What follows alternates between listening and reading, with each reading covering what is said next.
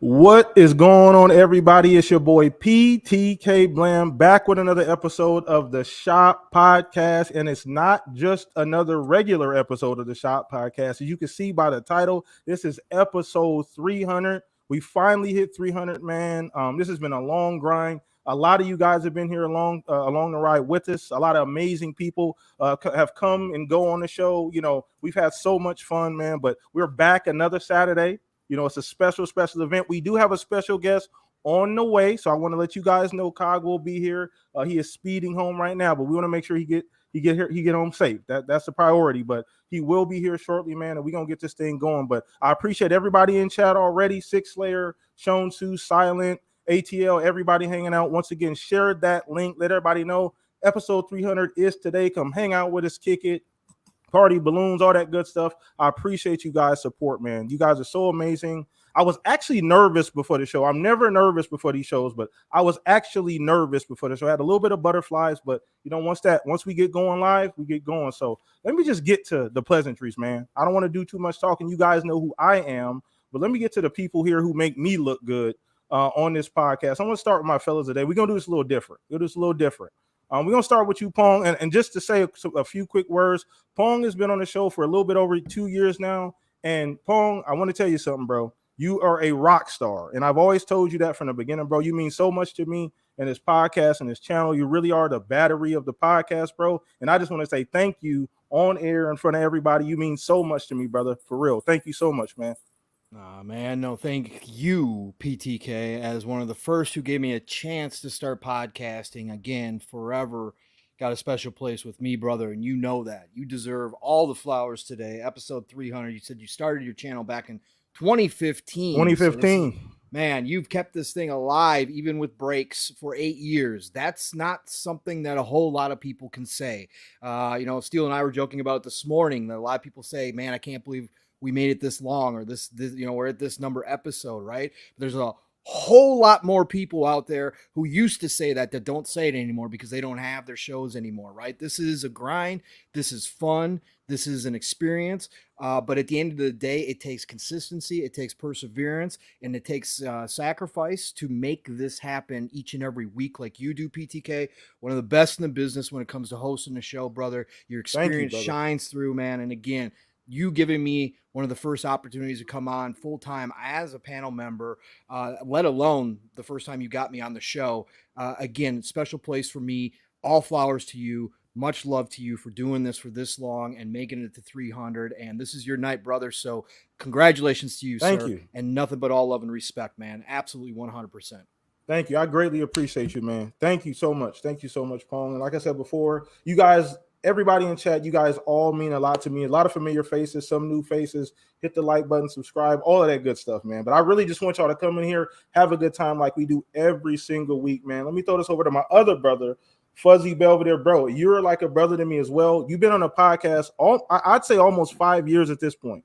Mm-hmm. Almost 5 years at this point. So you've been rocking out with us, bro. I want to say personally, thank you. And you've done some things for me outside of the podcast that, you know, I will never, ever forget, and I'll never be able to repay you for, brother. So I just want to say thank you for hanging with me, sticking with me, believing in me, you know, during the Shop Podcast, even during the breaks that I've taken and personal things that I've gone through. Thank you so much, bro. I appreciate you, man. And thank you for just hanging out with me every single Saturday, man. Oh, it's pretty much what we do for family, man. I want to thank you for this opportunity and giving me a voice in this crazy space of gaming, and just, you know, being that guy that, you know, hey, I want to play Division at 2 a.m. or whatever. Yeah. And just, yeah, this, you know, in general, you guys mean so much to me, as well as everybody in the chat and stuff, just listening to us, interacting with us. Like, this pretty much is like my new, well, not my new hobby, but like I used to be into cars and go to car shows and tracks and all that, and kind of, you know, set that aside and, you know, fell, you know, head first into gaming. So now pretty much gaming is my hobby, and you guys are my family, and it's just so awesome to be here. It's an honor to be with you guys. I mean, you guys are the rock stars in my eyes, and it's just, it feels like almost like yesterday. Like, I remember, like, it was like an episode or two before like an E3, and I Yeah. want to say that was like 2017 or something. Yeah. It's been a while, but man, time flew. Like they always say, time flies when you're having fun. This has been nothing but fun, love, family. Just man, this is awesome to be a part of this, and I'm so glad to be here with you guys. Thank you, man. I appreciate you once again. Fuzz, like you said, you're a brother to me, man. You mean so much to me. You mean so much to the podcast. Mean so much to the everybody in chat as well too. And once again, shout out to everybody, man. Hit the link, let everybody know we live. Share that out. If everybody want to come in and kick it with us, have a good time today. We will eventually get to the game and stuff. It's really just a party today at the end of the day. So we're gonna have a whole lot of fun. We got another guest coming in. We might have multiple other guests too, just to throw some hints at you. So we'll see as the show goes along. But let's get to my first guest here, and this man is amazing. I don't really even need to introduce him. He's extended family. We share a lot of panel mates, ironically, like-minded individuals as well, man. Shout out to you, Mav, once again for coming through, and I appreciate you too, brother. Like I said, you like a new family member of mine. You guys embrace me at FSP, Caitlin, everybody over there, man, and you guys have all been super positive, and you guys have all supported the channel as well, man, and you guys are just amazing. So thank you, Mav, as well too, for always being behind me and sending me stuff, you know what I mean? Just as far as like, good words of wisdom and things like that, bro. I greatly appreciate you, man. Thank you for coming on today. Well, man, I gotta admit, I was crossing my fingers, just hoping maybe you might send me an invite for today's show. And I saw that come through today.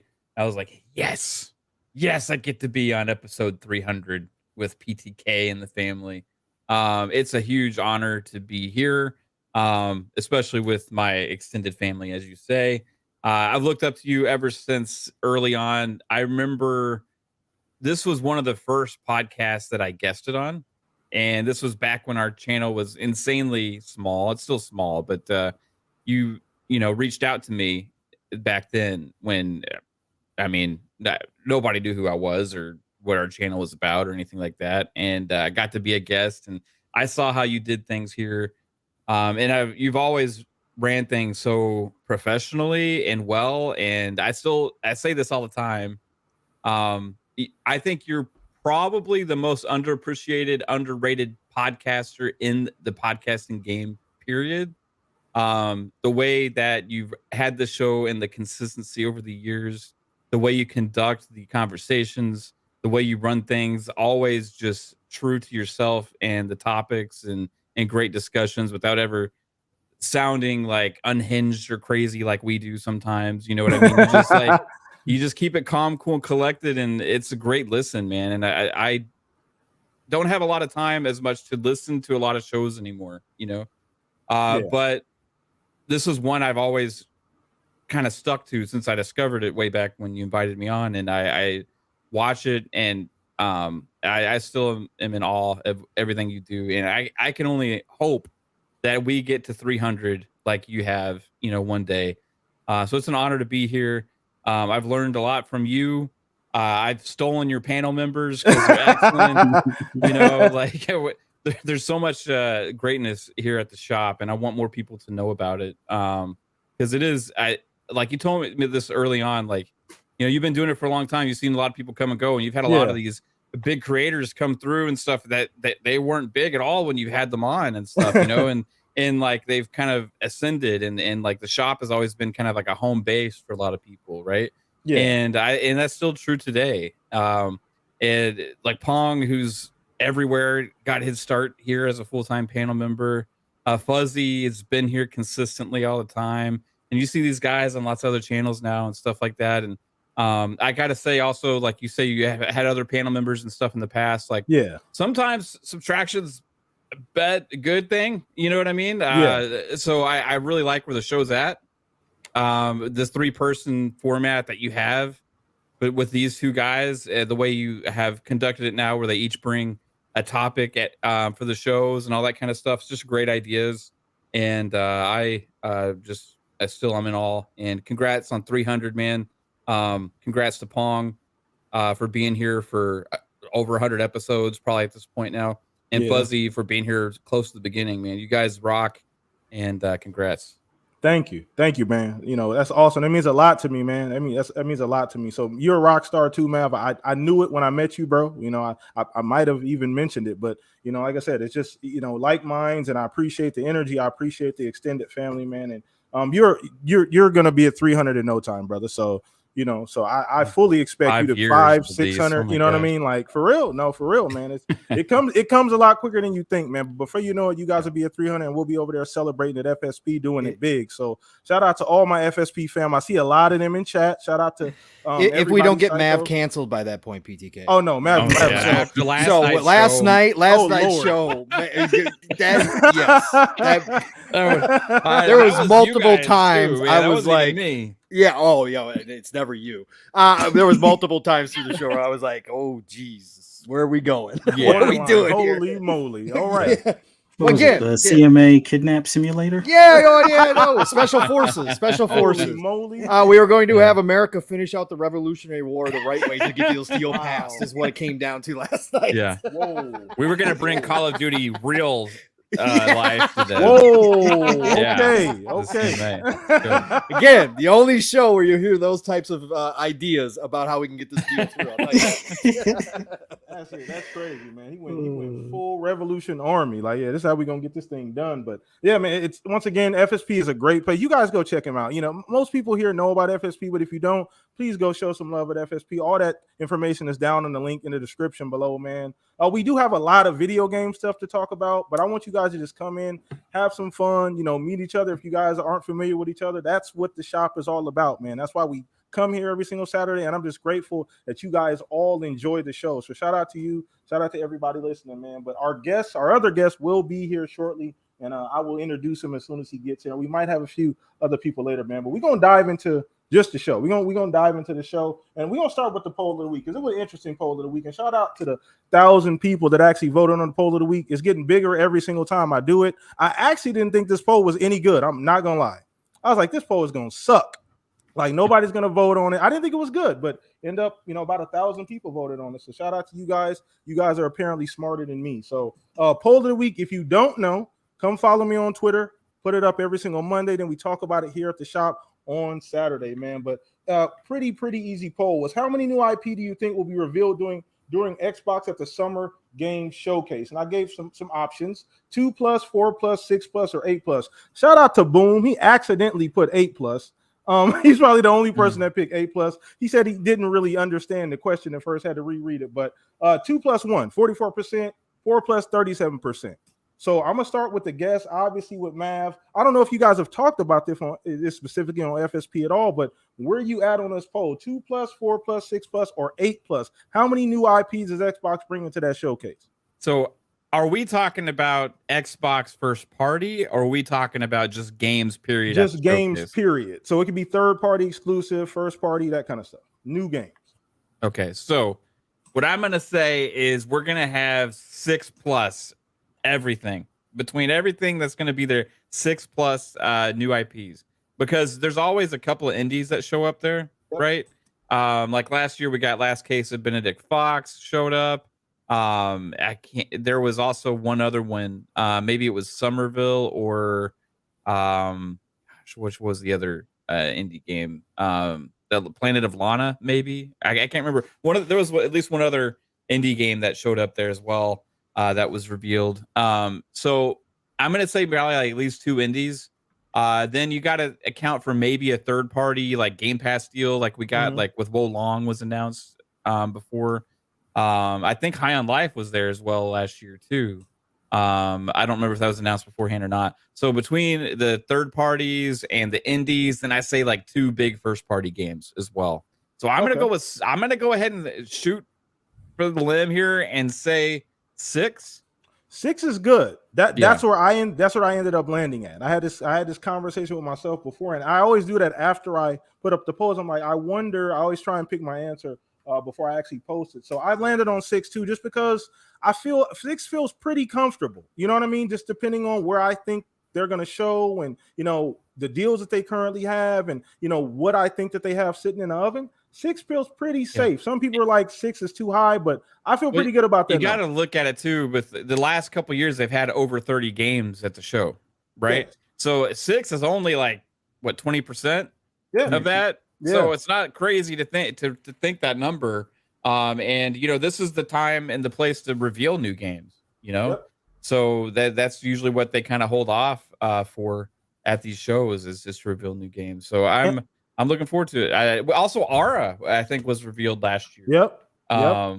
So you have a few that people aren't even thinking about, I think, from last year's show, and that was handicapped at 12 months. Yep. You know what I mean? Yep. Even though none of them met 12 months. But besides that fact, yeah, I think 6 is pretty safe, to be honest. Yeah, I feel like it's pretty safe too. And then we always get at least a handful in the indie. They usually have an indie little sizzle reel or showcase in the middle somewhere, and we usually at least get 3 in there, maybe even more, depending on the show. I know a few years ago, I think it was 2020 or 2021, one of the two. The first EA, the first Bethesda Xbox showcase, and it was 21, I believe. They had a ton of indies, brand new games. So I think they showed over 30 games. So. But yeah, we're gonna throw this over to my panel mates here, and shout out to everybody in chat. Spooky, let me do some quick shout outs for the super chats, man. I don't want to miss any of these. Thank you guys. My man Shonsu with the $5 super sticker. Thank you, man. Shonsu's been a mod from day one. He was like my first mod, so he's been here from literally day one. Shout out to you, mod of the year. Yeah, mod of the year, man. Mod of the year for sure. And then let me go in $7.99. Spooky TBG. Shout out to Spook, man. Appreciate you. He said, "Let's go 300 baby. So happy and proud of you, PTK. Couldn't have happened to a better guy. We all love you, and we are here to celebrate and thank you, bro. Thank you, Spooky. I appreciate you, man. You're so awesome. Always showing love, man. But it's gonna be a party today. So if you got a little drink, I don't necessarily advocate, but you tip the bottle a little bit today, right? It's a little bit of a special occasion. Just moderation is the key, right? Depending on who you are. So, but let's throw this over to you, Fuzz, and just get your opinion on this, man. Now, once again, keep in mind, you don't know what's going on this year. This is probably the first year in at least the last 2 or 3 years where I have zero idea what's going on. Like maybe as we get closer to E3, here we go. Maybe as we get closer to the showcase, I'll feel like I have a better grasp. I don't feel like I have a grasp on anything this year. I just want to see some stuff like that we haven't seen or we've seen in the last 2 or 3 years. I want to see kind of maybe some dates or new trailers, things like that. But outside of that, I have no idea what the hell is going on. Yeah, it's kind of like that big unknown, because we've heard rumors of like various projects and things, and I think some of those get shown at the show. But I went with the safe bet with 3, or I picked 2+, but I figure there's at least 3. Although it makes more sense with you guys leaning more towards 6 because of some of the indies or even a third party. I just looked at it as just what's within the first party, output. So I figured Project Nightmare from Compulsion. That's technically still a new IP because it hasn't been officially announced. Project Cobalt, which technically doesn't have its official announcement as far as the actual name of the game. We know that it's in the works, but that's one that I'm hoping that they show as well. And then the one that I think Skullsy had made mention of, Spy Team from Bethesda. I think at least those 3 make an appearance. Now there's definitely a chance that we'll get some more that are, brand new, never heard of before, not even a leaked project name or anything. But I say the safe bet is at least 3 at this point. But fingers crossed we see a good bit more of those new IPs, as well as like follow-ups on some of the ones that like Perfect Dark and State of Decay 3 and stuff like that.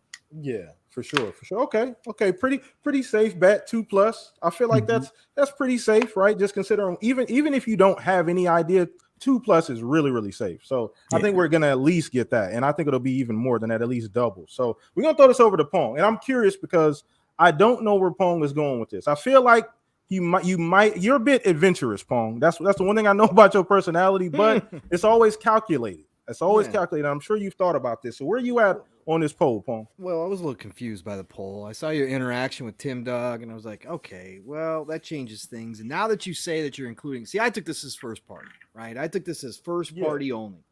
And I was like, new IP. Well, we know about a bunch of IP, like Compulsion's game, like In Exile's game. So I'm like, does PTK count that as new IP, or is that considered already out there in the ether because we know about it and it doesn't count? So I initially put 2+, brand new IP first party. But now that you presented it the way that you did and clarified with Mav, I have to go Mav's route. I have to go right around 6-7. Okay. 6 or 7. Between the games, between third party and first party titles, I think we could easily see 6. Because I'm sure the third party titles at the end of the year, there's a bunch of stuff we still don't know. The second half is still essentially wide open at this point. Like there's very few games that we have locked in from July forward, right? So I think there's going to be some surprises in there. And I think there might be a couple games that we aren't aware of that we're going to find out that are going to be on the main stage for Xbox as a Game Pass deal or as a third marketing rights or whatever the case may be. So yeah, I'm going to say 6 at this point. I did vote 2+, but I'm going to go 6. Okay, that's pretty. I like that choice as well. So you felt kind of in the same spot, me and Math. Okay, Yeah. cool. Yeah. So if you guys didn't know, Lord Cog has showed up to the party. I don't have any trumpets. I forgot the jester. I'm sorry. I didn't want to pay extra for the jester, but I appreciate you, bro. But we got Lord Cog in the house, and I just want to say a couple things before you talk, bro. Lord Cog has been a inspiration for me from day one. So he's been around very, very early in the podcast. One of the reasons why the podcast still exists, because there was a point in time where I didn't think I could do this. And I reached out, and he's one of the few people that I reached out to and told me that I could. So shout out to you, and I appreciate you, Cog, but let everybody know if they already don't know who you are and what's going on with you, brother. Well, let's first off, man, apologies for late. It's been you're good, crazy week. I technically shouldn't be here, but I was like, nah, I got to stop what I'm doing, come back to the crib. But I wanted to, before I get into me, though, this is really about you, Blam, and I want to give you your flowers because one thing I really respect about your platform, first of all, 300 episodes, as me and you both know, is not easy. There are times when you think we ain't able to do this. You know what I'm saying? And the consistency, what I love is the panel and the energy that the shop has. You know what I'm saying? The thing about you guys that I really like is informative conversations. It's never adversarial, even if we disagree. It's like you're fun. You know what I mean? Yeah. And it's like that barbershop vibe. So I want to salute you on that. I think you're super positive in the community, super knowledgeable. You got a lot of my favorite people that are already on this panel that you associate with. Shout out to Mav, shout out to Pong. I see you, Fuzzy. I see you. You know what I mean? But nah, man, this is about you, bro. This is really about you. Like I love it. And what I liked is that you give a lot of people opportunity that may not have had a voice to get they start in the game. And I don't forget things like that. That is really cool to see. So I always got to champion that in general. But yeah, y'all know me, man. Lord Cognito, Iron Lord Podcast every Sunday is the Lord's Day. LordsOfGaming.net, Defining Duke and the Last Word and all that other crazy stuff I'm doing. But nah, bro, this is really when I sat back and I'm like, man, he's at the 300 too. Like that is impressive. That is a level of consistency that you rarely see out here. And it also shows y'all love doing what y'all like to do, and y'all love to talk games. So had to show some love. I see y'all talking topics real quick. I might sneak in one, but I do gotta go. No, but it's all I good. wanted to send some love, brother. And I appreciate you, man. I know you're not gonna be here for too long. You got other things to do. But yeah, if you want to just oblige us with that, with this first topic. So I had a poll. I always do poll of the week. So the poll was, how many new IPs do we think Xbox is gonna bring to their summer showcase? The options were 2, 4, 2+, 4+, 6+, or 8+. So we're talking first party, third party as well, brand new IP. Okay. So we're talking third party as well. Give us a little wiggle room. This is a big show for them, man. Like this is, people have to understand how critical this is for them, especially with 2022, the year that they had. Yeah. So do they understand though, Cog? They better understand because there's a lot of people. Listen, I just want to paint the scenario. Yeah. Real quick, is that you have to understand they're coming off of 2022. Look, game delays happen, and we want to be respectful. We understand that. But at the same time, this is a base that has been starving and have been told to wait for a while, right?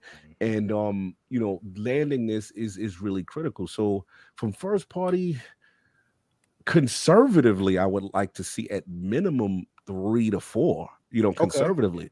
So then you're talking, third party, you figure Game Pass is going to be a huge driver for them.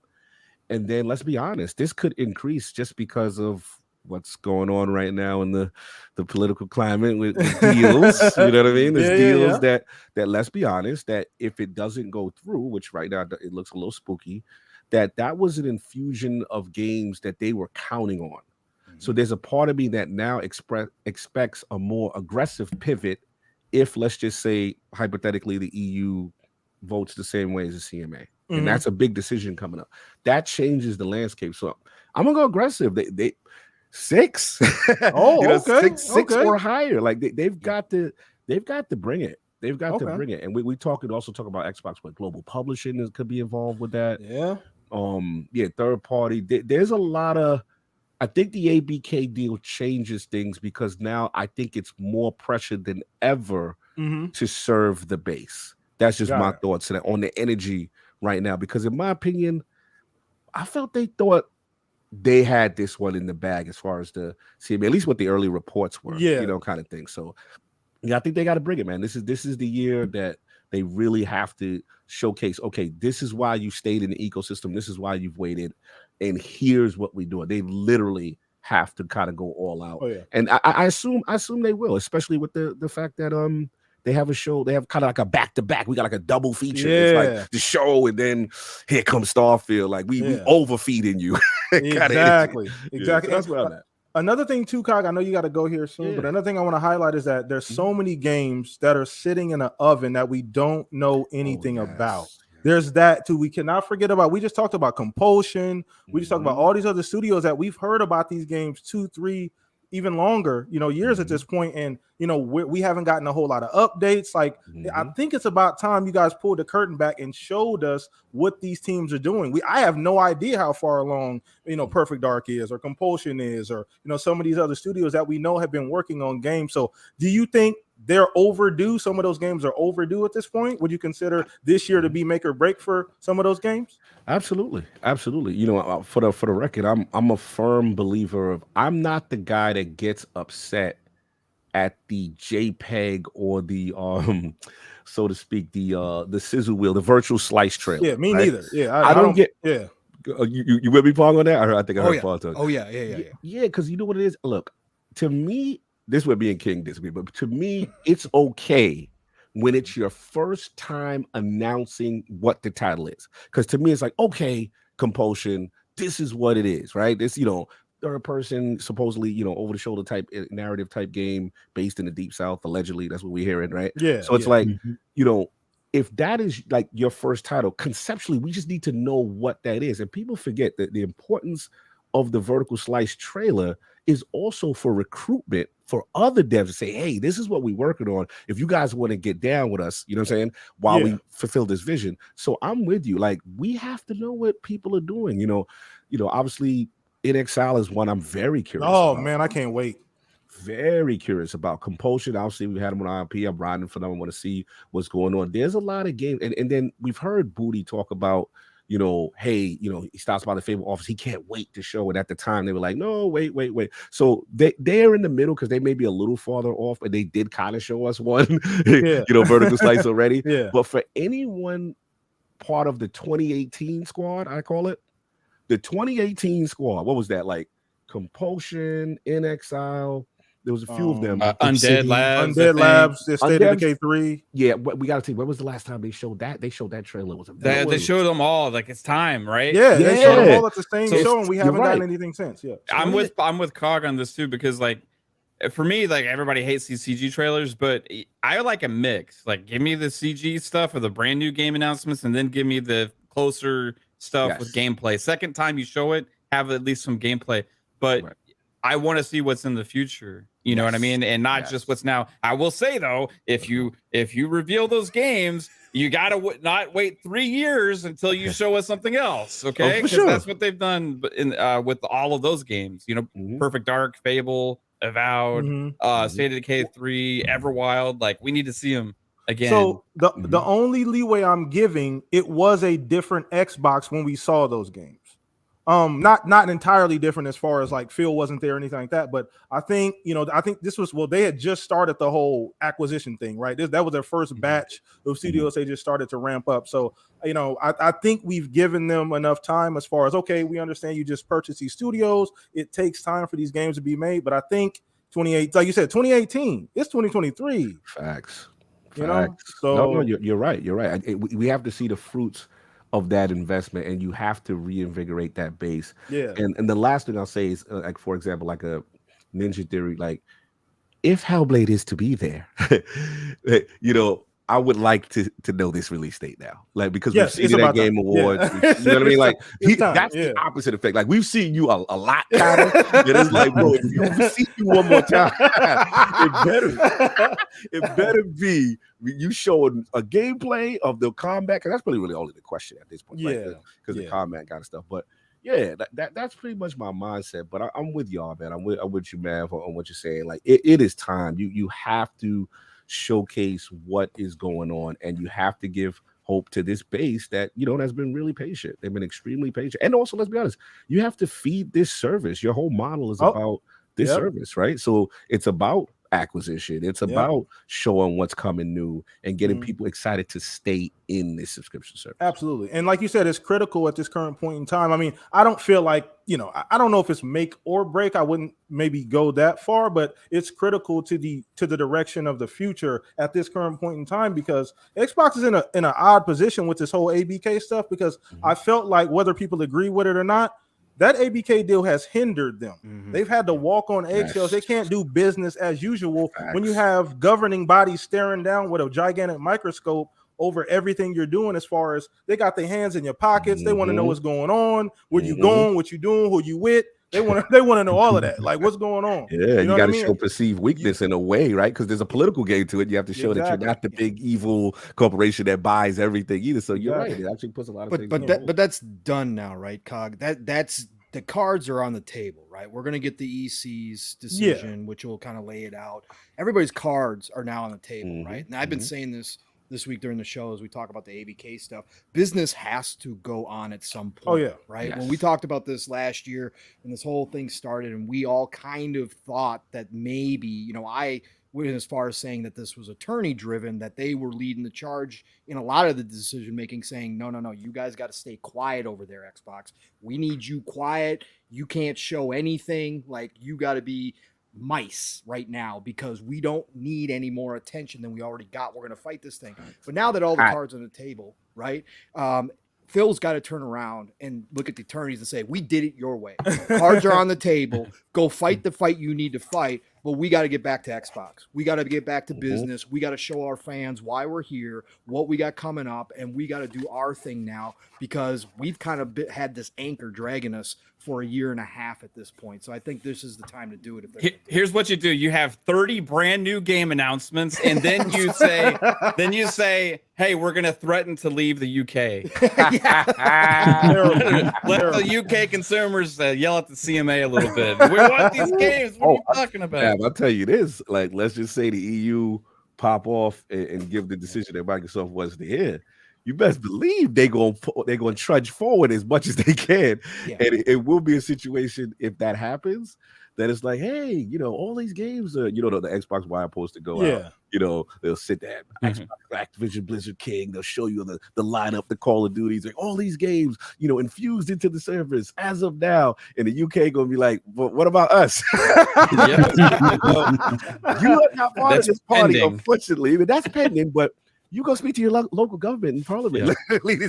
No, you can go. You can thank Jim for that. You can thank Jim for that. You can send him a postcard. Say, hey, I will forward this email you sent me to Jim Ryan, because he's responsible for you not being able to play some of these games. You can send that email to him. I don't want to hear it. It'll be like DirecTV when they lose a channel. We're in negotiations with the channel right now, because they send a letter to them and say that you want how this channel. It is with Duze had that DirecTV Sunday ticket. And Squidward meme, everybody having fun outside, and you.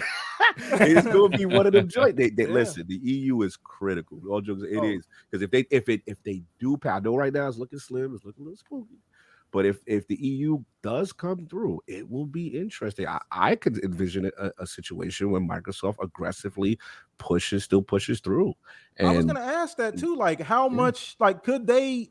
I don't know how much time they need because that show is Mhm. coming up pretty soon. We got 2 months, less than 2 Yeah. months at this point, Yeah. till the show. Do you think? I mean, say for instance, next week, right? The EU says, okay, you guys are good to go. You know, we passed. You know, you guys are okay to purchase ABK. Do you think that they like immediately try and like shoehorn, you know, the ABK stuff into the showcase like last minute? Look, the vibe I heard that in a situation, let's just say that the CMA did rule in favor of Microsoft, Yeah. and now the EU follows suit. From every intention, I got the sense that they were pushing forward with an infusion of Activision Blizzard King games, like immediately. Okay. So, you know, to me, that was part of the plan, as well as, I mean, in a perfect world, they would have loved to have this done right before Diablo's release date, because then you have that fresh infusion of a Diablo game, which is a perfect Game Pass game.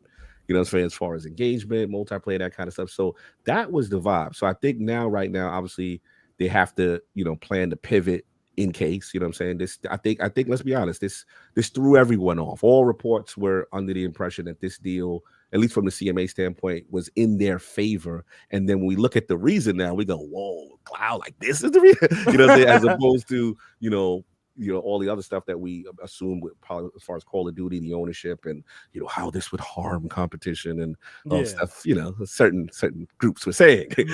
So yeah, you know, I think that's what I think this is the curveball with the nascent market kind of thing.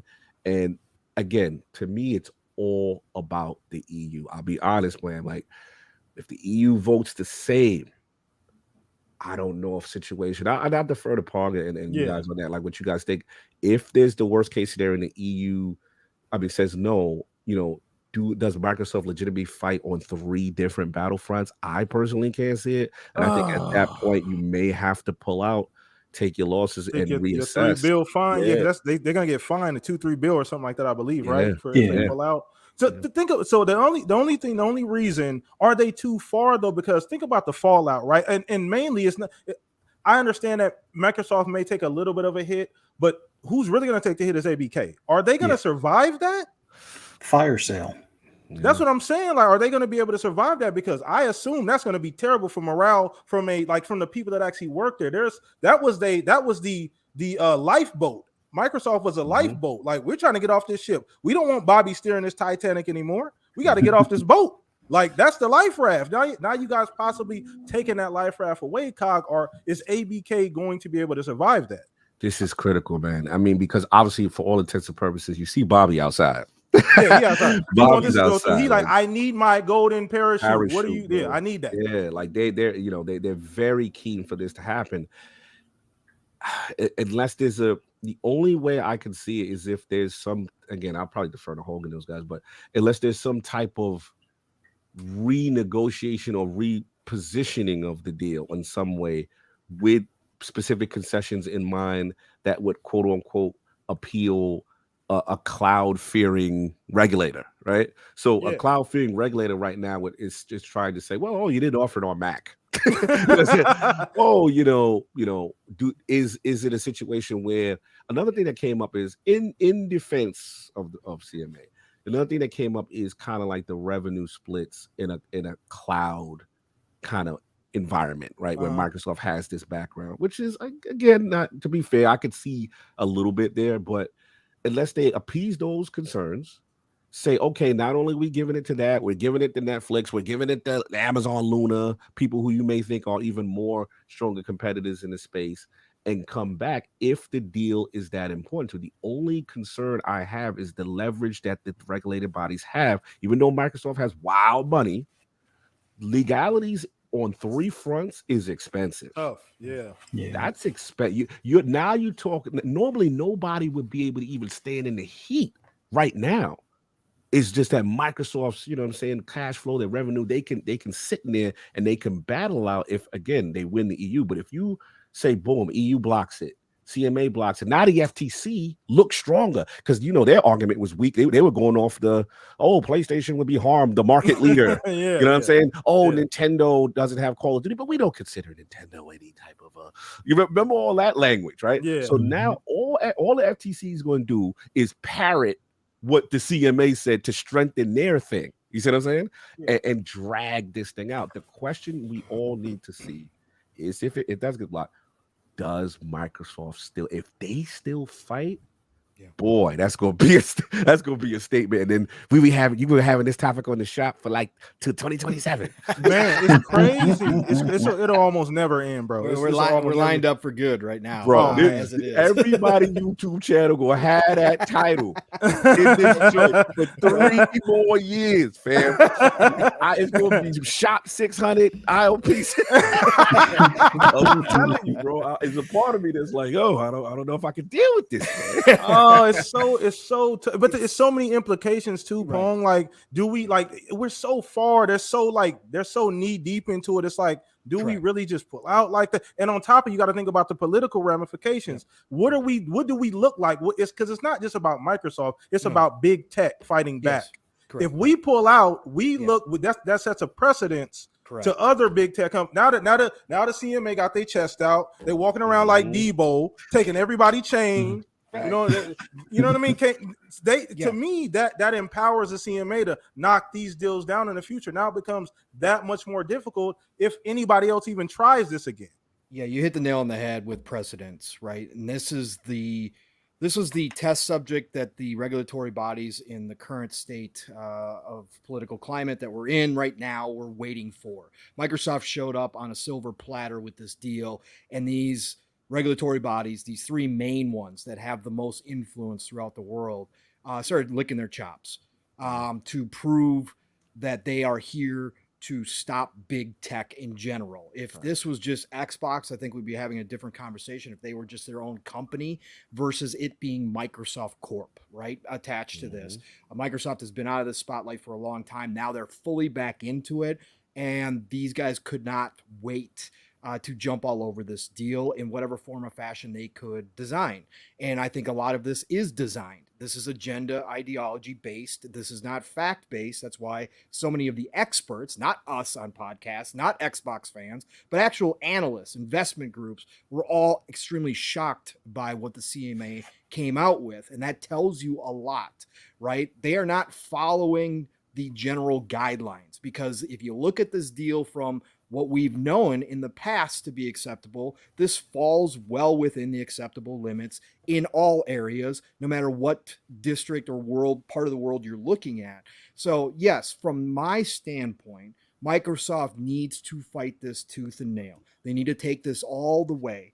As I've stated in other shows, they need to poke as many holes in these regulatory bodies as they possibly can. Even if they eventually go down in defeat, they have to poke holes for the next company who comes along, because this is setting that precedent, not just in the video game industry, because you can take what the CMA just came out with as a reason to block this deal, and you can apply that to any industry. I'm not talking about cloud. I'm talking about how they took a nascent market, a market that's in its infancy, that does not have a for sure future, that nobody can predict.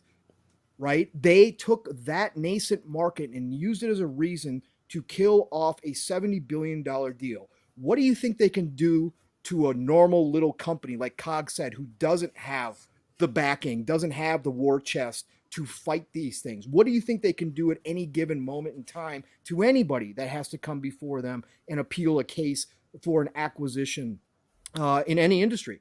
This is a statement of power. This is a power grab. This is called, this again, here in America, the one thing is the FTC, Lena Khan, feel how you want to feel. She's out of control in my mind. She's trying to make laws that don't exist. She's trying to change laws that are currently in place without going through the proper channels. But we have checks and balances here. Microsoft can take them to federal court. If the federal court doesn't agree, they can take it all the way up to the Supreme Court if necessary. We have checks and balances. The CMA, they have CAT. And what does CAT do? Turn around and say, yeah, no, check your homework again, CMA. We think you're wrong. And you know better that nobody's going to change their decision on their homework. Okay. That's not how it's going to work. The teacher's going to say, no, I gave you the grade I gave you. That's it. And that's the history. If you go look at the history of the CMA. So Microsoft is in the position, unfortunately, to be the guinea pig here, to be the first one up with real challenges where we have aligned regulatory bodies, which is in some areas illegal. And I think Microsoft needs to go down swinging with every haymaker they can pull out, no matter how ridiculous it may be. I said they've got to look at the riskiest ways to get around this to the most common sense ways, and obviously find one that's going to work best, or find two that's going to work best, and they need to implement them and try. They have to fight this. That's where I stand. No, I completely understand. I don't know if you wanted to elaborate on that before you head out, Cog, but it is a big deal, and it's larger implications than, we're video game guys. That's why we're here. That's why we got the podcast. That's what we do. But the implications are far larger than that. And it's like a pebble in a pond. It starts as a small wave, but as the waves roll out, they get bigger and bigger. So, I agree. I feel like they do need to fight this, because if you don't, what kind of precedents are you setting going forward? You don't want this to be that much more difficult, or, you don't want to empower the CMA. They already have, like you said, essentially, it's not a democracy over there. It's a dictatorship with the CMA. Right. You said, so it's, where are you at on that as far as just them fighting this? Is there a point to where it doesn't make sense anymore? Because at a certain point, business is business, and are you taking resources and finances away from the day-to-day stuff just to deal with this? Because like you said, it's going to be on 2 or 3 fronts, and historically those are very difficult to win when the odds are that way. That's good points. And I love what Pong said about, the nascent market, because that's really what this is. And it's like there's a part of this that it's like, who knows the future on cloud, as far as, like, let's just say, 10 years from now, if that is the dominant or preferred way to consume content. And the thing is, what if Microsoft is the person to be able to champion and start this market so that it becomes, something Facts. that, that people will then utilize. And I think that's the key here, because it's like, you could be protecting of a so-called future that might never exist, right? Yeah. And now you're just stifling innovation. Innovation is expensive, right? Right. There's very few companies that with Microsoft's position to do this, to trailblaze. Exactly. So the fundamental argument are you penalizing something that could be innovative in the space? Right. And then also my major issue really with it is this, because there's a part of me, in fairness, that says, I've worked in cloud a lot. Yeah. I've seen a lot from an administrative standpoint. I've seen the other providers, say Amazon, AWS. Azure is very impressive. And Microsoft's reach with the backbone on Azure infrastructure is more than a lot of their competitors, or at least complementary. But the key is, where I struggle with the decision is if you're telling me you're not giving any concessions as to what would appease you. That's true. Yeah. That's my concern, because it's like, okay, if Microsoft says, hey, we go to the UK, for the most part, every major cloud provider, if we intend to now give them a 10-year deal to not only give you Call of Duty, but all the other Activision Blizzard King games, right? They basically are not showing me any signal or of any scenario that is acceptable to them. And that's the only thing I question, because it's like, okay, if you're Microsoft, like, hey, I'm trying to do this, I'm trying to give it to this one, I'm trying to give it to that one, is that fine? At least there should be indicators of what they consider acceptable. And they've started to slowly outline a little bit of that. I saw Mac in there, and well, it's not on Mac, it's on Windows-based stuff, and the way the profit, sharing or whatever. But if Microsoft is to appease that, I think the question is, would they even accept it? And to Pong's point, which again is a great point, which is like, let's be honest, it is kind of a dictatorship type situation. Because even if you revise your homework and say, hey, CMA, I did everything you said here, they could still stand on it, right? So maybe it's a situation where Microsoft says we have to take it to the highest level to basically prove for future people who want to innovate in a new space, this is what we can do. Like, this is that they should still be able to move forward. And I think that's the questions here. And again, I'm very curious to see if Microsoft goes there if all three vote against the deal. So yeah, this is a philosophical fight also. And of course the key thing is though, if anybody is to do it, it's probably only going to be Microsoft. To be able to fight and survive a battle like that. Like if you look at it, okay, streaming in movies and TV was really kicked off by Netflix, right? And they took a huge lead. I mean, nobody could compete with Netflix. Who would have ever thought? But now we got Disney Plus, you got Amazon Prime, you got Hulu, you got HBO, which is now part of Discovery. You got all these different things showing up. There's new streaming services that form all the time. You got Fubo TV. Did all of these companies exist at the beginning? Did all of them come up at the beginning when it all took off? No, you had to have the precedent set that it was a successful business to get into to begin with, right? And Microsoft is doing that. But the other aspect is too, you already have Amazon in that, getting into that space. You already have Netflix as well, with a huge subscription base with their movies getting into that space as well. So to try and play Minority Report and with your pool of precogs in the back of the CMA, shout out to them dudes. You know what's going to happen 10 years from now, and Microsoft's going to control the world because of this little market.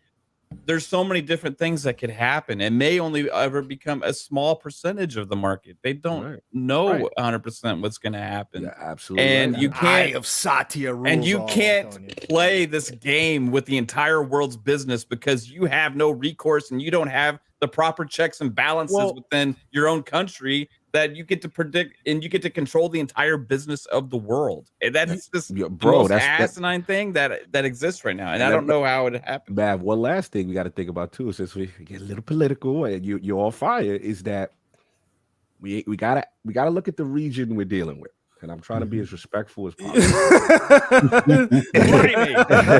and what I mean by that is obviously Brexit and you know, there is a thought process. I'm not going to use my like King implying voice. I know what King would be saying right now. But there is a thought process that this region may have a fundamental stance that we need to support the businesses of our own country. Yeah. You know what I mean? And we have to at least acknowledge the political aspects of this could be seeping into the decision making. Because like all of you said, you know, I'm not an analyst. I'm not mergers and acquisition. I'm not, you know, that's not what I do. I can only just observe and look from the outside and give my informed opinion.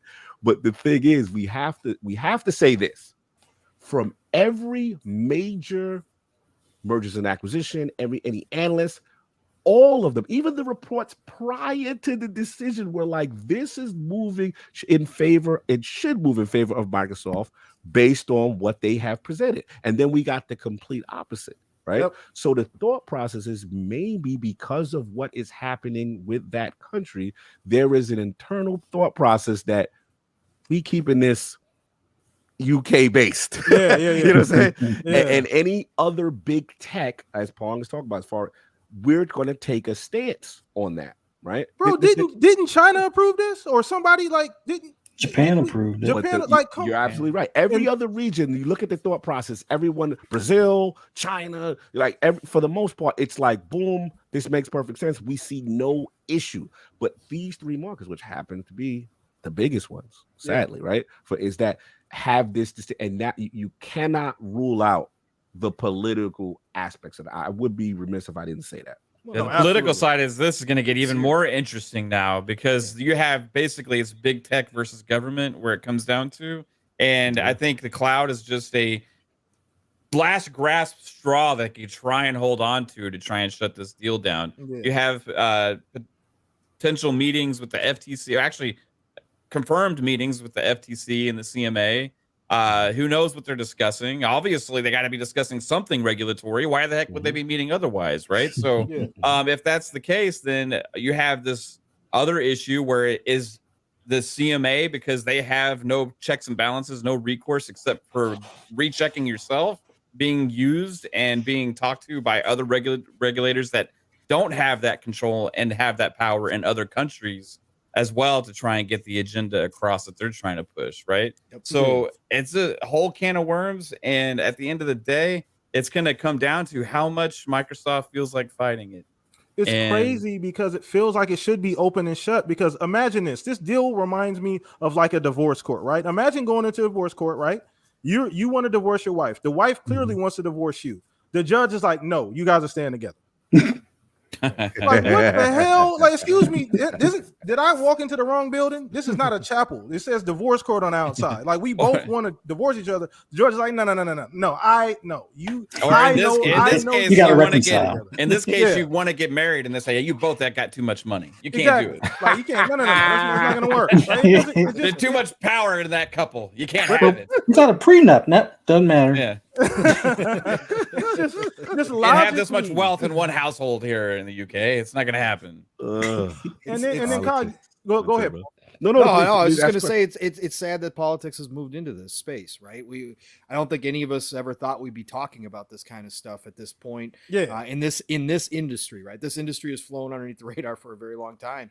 Outside of the ratings whole fiasco back in the day, right? If we're old enough to remember that. Outside of that, this industry has been dynamic because there has been no political involvement, because there has been nobody meddling in what the of the affairs. Again, nobody was weeping and crying when Sega went out of the console business, right? And all that kind of stuff back in the day. This happens. And the fact that we are now here is just sad because, again, nobody wants to be talking politics in gaming, right? But it is a part of the world as we move forward. And obviously, when you get people in power, human beings being human beings, if they are given some type of power, sometimes that power does, corrupt, and it does transform into something that you didn't think it was going to be. And unfortunately here, I think we have an alignment between a lot of different forces at play. And, again, Lena made it clear, she was questioned on it, that she thinks that it should be a worldwide decision between the regulatory bodies, that they all should talk about individual deals and make decisions worldwide. And that's the scary part about all this, because now they're in our industry and they're not going to leave. They're here for good now. And this is bad. This is bad for business.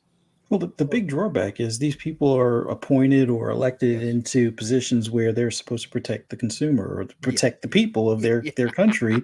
And in the grand scheme of things, like, King is located in the UK. So let's just say the EU, for all intents and purposes, declines the deal as well. Well, if ABK can't survive, that means that studio stands a chance of possibly being shuttered or a lot of layoffs because, well, now Bobby Kotick has got to, make sure his pocket is still fat. And, they got to make sure that they have just enough people that they can pay to still work on Call of Duty stuff. And then, the extras, the ones that wanted to unionize, well, yeah, you're gone. See you, bye. And there's going to be that warning that I said before of a fire sale. Like, the weird thing to me is with the CMA, they basically came to the same conclusion that they originally projected to begin with. It's just that they found a different scapegoat this time. Before it was Sony. Oh yeah, we want to make sure that you're not, becoming a monopoly in this space. And then when it was proven that they can't become a monopoly in that space, then it's like, oh well, it's cloud. So at the end of the day, they made the decision that they always were going to make. It's like they already had their minds made up. They drug this process out, listened to people. Like, at least in the States, it's like I could say they wasted taxpayers' money. I have no idea how they're funded or paid or compensated. So this process pretty much was like a dog and pony show. It's like, oh yeah, come here, Microsoft, show us your papers, and yeah, this all looks good, and no, decline, void, And now, as far as the fight is concerned, with Microsoft, now finding that having AI with their search engine being such a big deal, and they're actually making serious gains into the search engine business against Google. I think if EU pretty much kiboshes this, then the deal is dead in the water, which leads them to reinvesting in AI, and then ABK going under, which in the grand scheme of things, if there is a fire sale, maybe Microsoft benefits from it. Although I don't want to say the word benefit, considering the amount of jobs that are probably going to be lost in the process, but they might be able to pick up the Call of Duty IP or several of the Activision Blizzard IPs. Maybe Blizzard still survives because one of the former owners or former people that started up Blizzard was also trying to, outbid, well, not really outbid Microsoft, but was trying to get bid negotiations with Bobby, and they kind of shut that down because remember from that paperwork or the discovery documentation on that.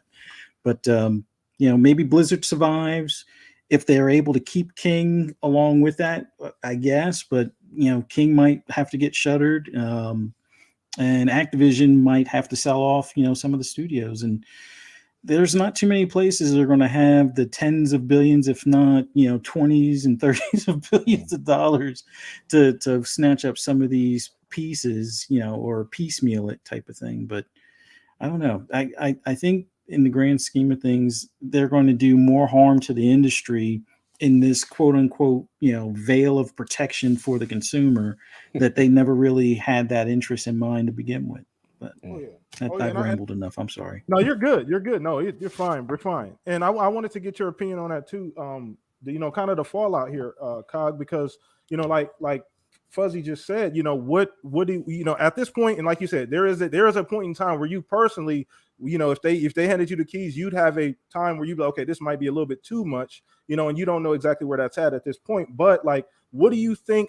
What's the fallout? If this just doesn't happen, what's the fallout? Because like, where does Blizzard go? Where does King go? What do you do with all of those people that were banking on this actually to happen? Like you said, if it does happen to where things have to be broken down and sold off individually, like that's worse in my opinion. We don't know where these games are going and who might, because just because I buy a studio don't mean I'm going to keep it open. You know what I mean? I might want to just absorb some of the talent and then close the actual studio itself. We've seen that happen, over the years. So like, where are you at on that, the future of this deal if it doesn't go through on the ABK thing, on the ABK side of things? Yeah, no, well said, Blam. This will be my final podcast. I do got sure. I do say, look, I'm glad you mentioned that, because to me, that's one of the things that I feel has been lost in this whole situation. Yep, the human aspect. And I think that people have to understand what the climate and the condition is with the reports and the allegation of culture as far as in Activision Blizzard, the situation with unionization, we're talking about old IPs. We're also talking about a company that was kind of structured itself to be, let's be honest, the Call of Duty, everyone get on board sweatshop. Yep. Pretty much. Whatever you were working on, you're now a Call of Duty student, and we're annualizing this. We're making 3 different separate teams to push out this moneymaker, and we understand that part of it is lucrative. But at the same time, the thing I guess that everyone struggles with is, we've been around long enough to understand that things don't last forever. Exactly. And we understand that, at this stage, Call of Duty is, the be all end all. But I remember when, Halo was the be all end all, right? And people said there was nothing that's going to take that out. The industry changes. Who would have ever predicted Fortnite be the dominant factor that it is for Unreal to be what it is, right? And Epic to be what they are. So I guess my concern is that, I don't want studios to go away. And I know a lot of people, I know I'm Lord Acquisition, and I'll stand on it, because a lot of people don't understand, like, all it takes is one flop and you're out of here. Like the way game business works and the way like revenue, these games are extremely expensive, right? And if you continue to have, issues financially, you can be out of here. So I guess part of me, the allure of, I don't necessarily care about Call of Duty like that anymore, but the allure of Microsoft acquiring them, to me, gives a safety net. You hear the stories when Microsoft acquires someone. Let's be honest, Bethesda wasn't in good shape. ZeniMax wasn't in good shape before they got a lot of the studios. They were not in good shape, and then Microsoft came through, and you have that financial backing to produce. But to your ultimate question, which is about Microsoft and where they go from here. At the end of the day, their philosophy is still different from everyone else's. They are in a subscription service, deal. They have a great platform, and they want to kind of be everywhere. If you're going to stick to that model, guess what? You still need studios. You still need more. You still have to acquire in order, if your plan is to consistently have software per quarter. So if the deal is blocked, yeah, I mean, I could still see them going after studios. I could still see them trying to go after a publisher. It may not be a publisher of this scale, because I think that's what ultimately, I've had this conversation with Hulk offline. I said, ultimately, even when we thought the deal was going to go through, I'm like, yeah, they probably got to slow down right now. At this point, it's to Hulk was like, no. he's like, at the end of the day, it's the dollar amount. Once you see what's 67 billion, it's off the flags. If you look at it in contrast, Bungie was just purchased for 300 million. No one, what's the Joker line? No one batted an eye. Again, it all comes down to that value proposition. So it's like, I still see them having to continue. I think they pivot there. I do think they need to strengthen up some areas as far as I know mobile is still something they're interested. I don't know where they go now, because it was Sony. I mean, Sega had got what is it, Rovio, I believe, with Universe, stuff like that. So I know that that's still an interest that they really wanted from this deal. I still think they'd be aggressive, and the only cool thing is that we have to admit, through all this process of ABK and all the legalities involved, all the focus, it had to take their eye off the ball on other things they could have potentially closed. So I think they could revisit those things. And again, I still see studio acquisitions happening. So yeah, that's what I got, fellas. I do gotta go. But oh man, we started. You know what I mean? Look, that's a good consolation prize for me. Just take the change. We just need the interest. They can buy Sega with the interest from this deal. Sega has really revitalized themselves, and they've done a lot, in the space. But no, Blam, I wanted to shout you out, but I love the show. As you can see, 5 minutes turned into 30. But as I was having so much fun, and y'all really spitting, and I love these conversations. This is what the shop represents to me. It's a great podcast, a fantastic podcast. I love intelligent discussion. You know what I'm saying? It's not adversarial or disrespectful, and we ain't got to get all crazy. Salute to Pong. Thank you, Mav. You know what I'm saying? Salute to you, Fuzzy. No doubt. Love y'all, brothers. Keep doing what you're doing, man. And anytime you need help, I'm only a phone call or a text away. You already know the vibes. And look at everybody up in here. You got the whole crew up in here. I love everybody that's in here. We're having a great discussion, man. Brother, keep doing what you're doing. Man. Love to see it. And we'll talk soon. We'll definitely 300 talk soon. Club. You already know. Oh yeah, a week after you guys hit 300, unironically, right? I know. That's crazy, bro. We the living split screen today hit 100. Hit 100. Yeah, we hit 100. Oh, you had 100. Yeah. Love, bro. I love to see it, man. This is really good stuff. The good guys got to get their light. They got to get their shine in. And y'all all, in my opinion, are doing things the right way. And I love listening anytime I get, because these are the discussions that really excite me. These kinds of talks. So salute to y'all, man. Appreciate you, brother. Man. All right, brother. All right, take it easy, good man. one, Later, brothers. Peace.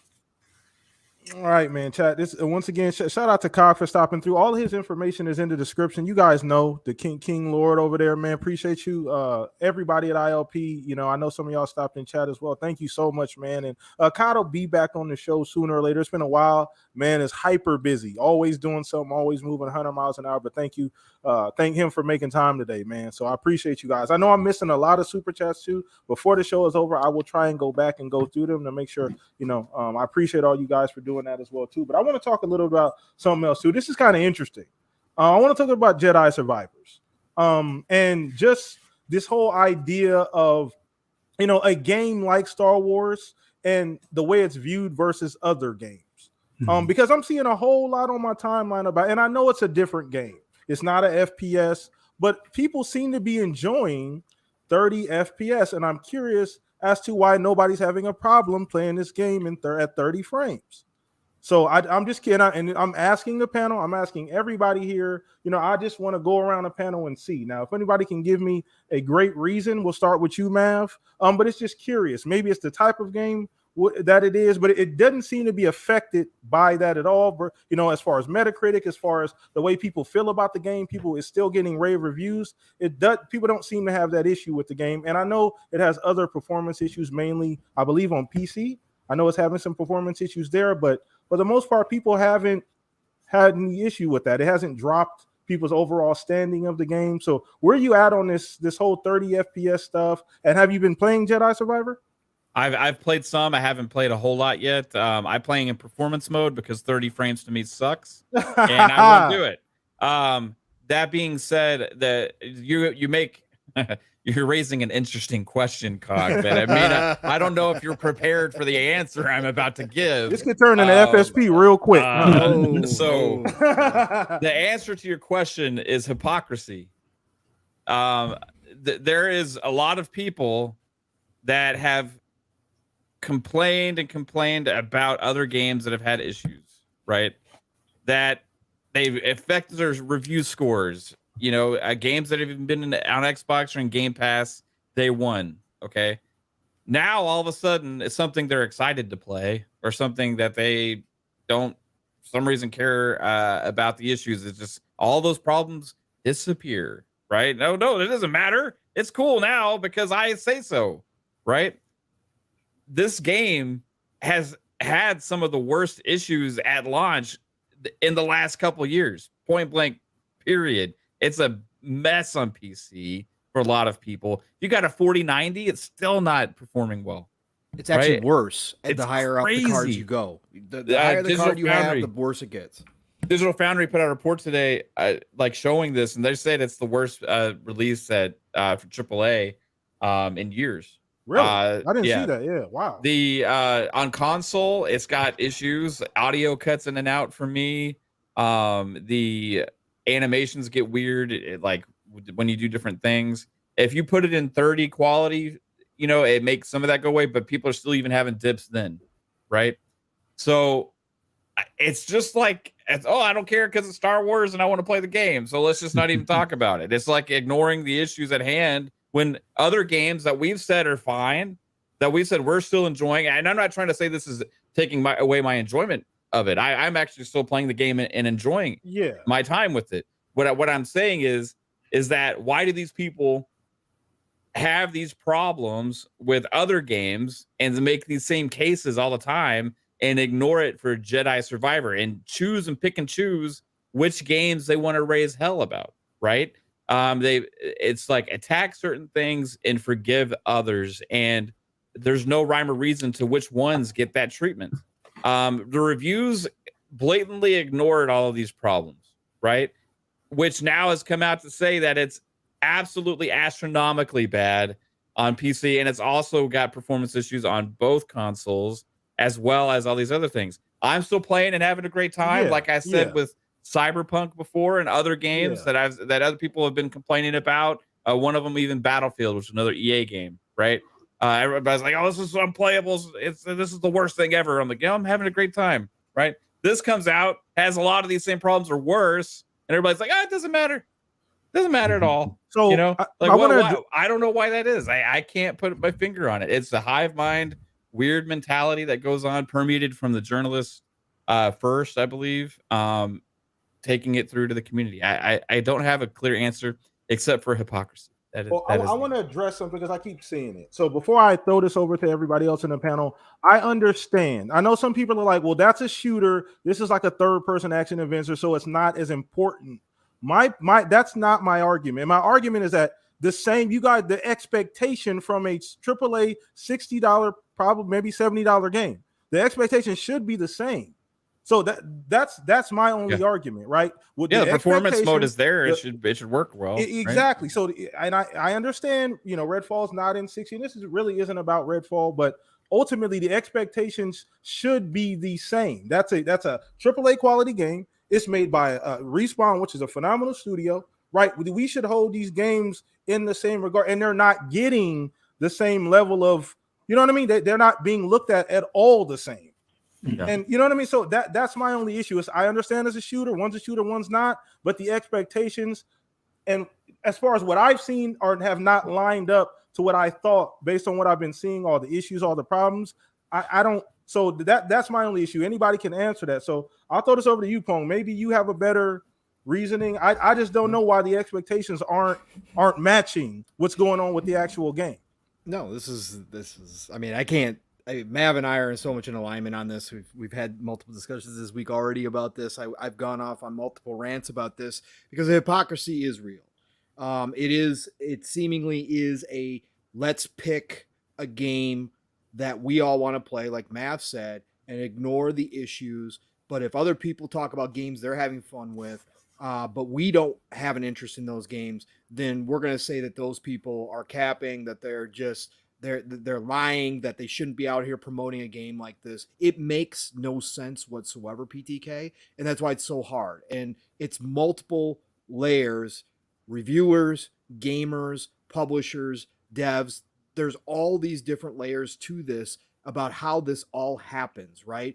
The reviewers didn't give The Last of Us Part 1, which you would assume they would have given The Last of Us Part 1 a pass.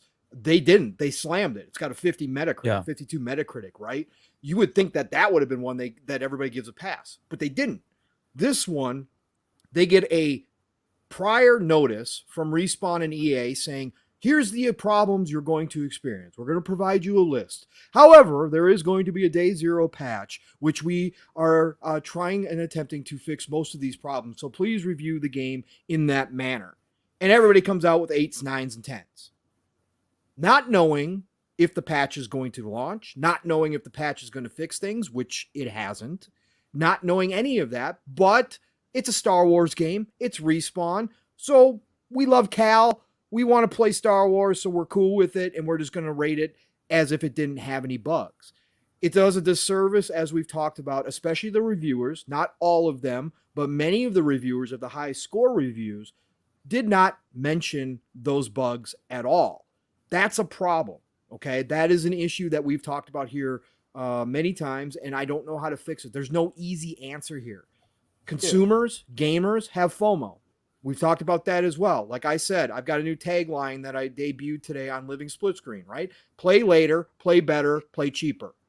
Okay? That's where we're at in this industry right now, that if you can get over your FOMO, especially on the single player games. Multiplayer games are different because sometimes multiplayer games, even the ones that have problems, you miss out on that opportunity when everybody's jumping into it. And sometimes that experience outweighs the problems that the game's having. So multiplayer is always going to be judged a little bit differently when it comes to this stuff. Like when I brought up Battlefield and stuff.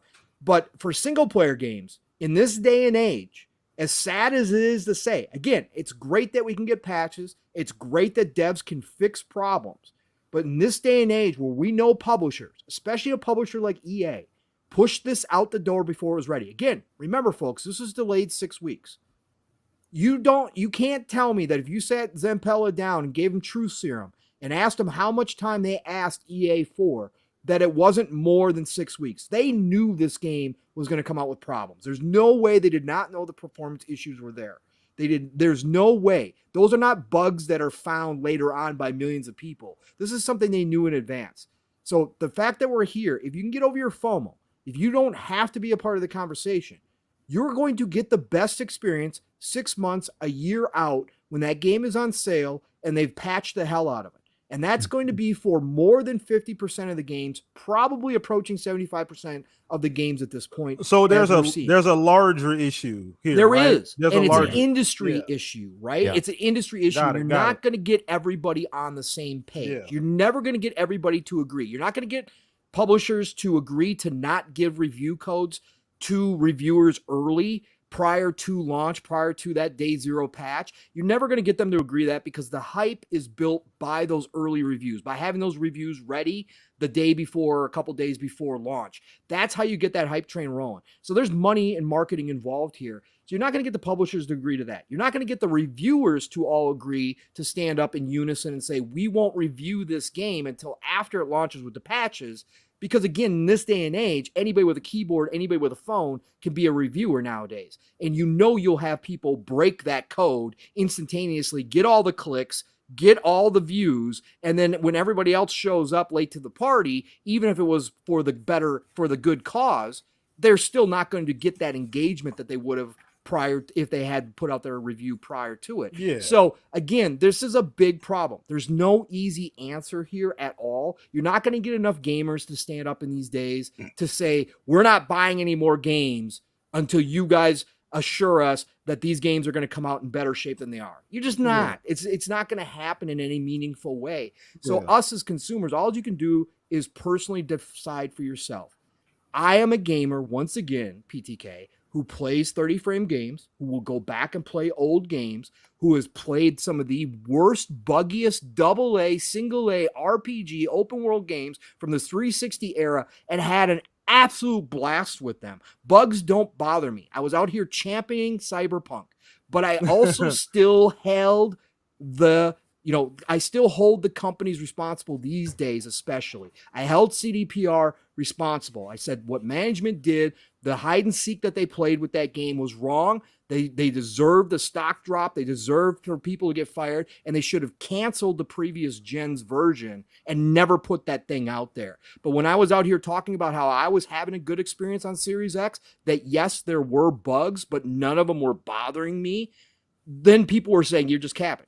You're just capping. This is BS. You can't be out here promoting this game. You're part of Yellow Chair Mafia, even though I didn't get a yellow chair. You're part of this fake group that's saying this game is great when it's not great. And I'm out here going, no. And by the end of it, it's a top 10 game all time for me, right? I played day one without any patches. But let me tell you this, PTK, on the other side, that was my personal decision, right? I needed to play that game. It was one of my most hyped games.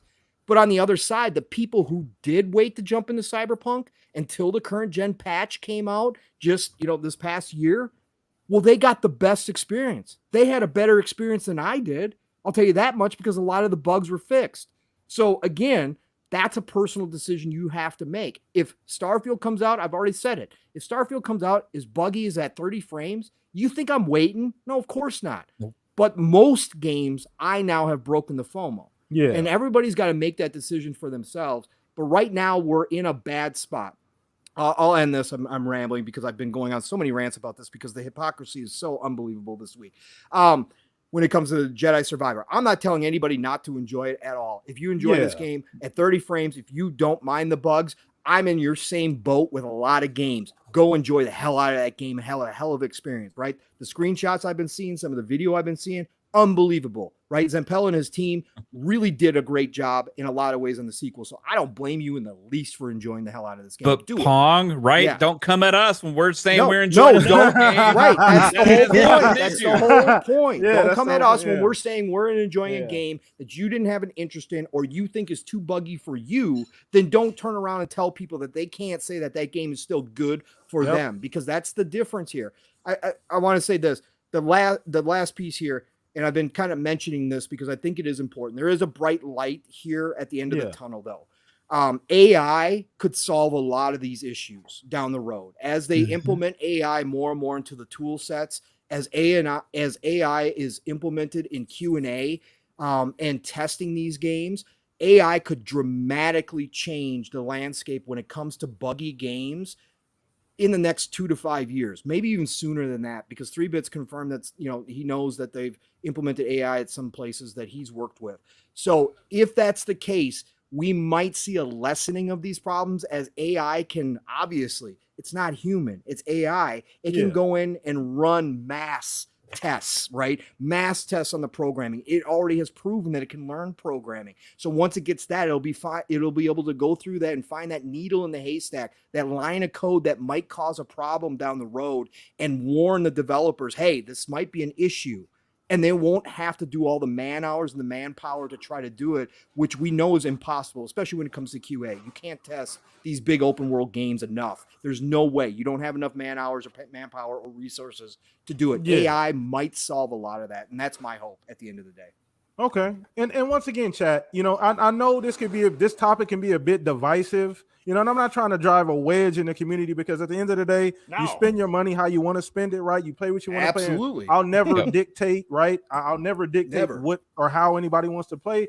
The optics is what I'm interested in, right? The reception is what I'm interested in. You know what I mean? Because it's interesting that a game like Star Wars doesn't even though with the issues, the 30 FPS stuff, like it just doesn't seem to suffer. Like it doesn't see, at least in a macro standpoint, it's not going to suffer at all from any of that. Have you seen the Steam reviews?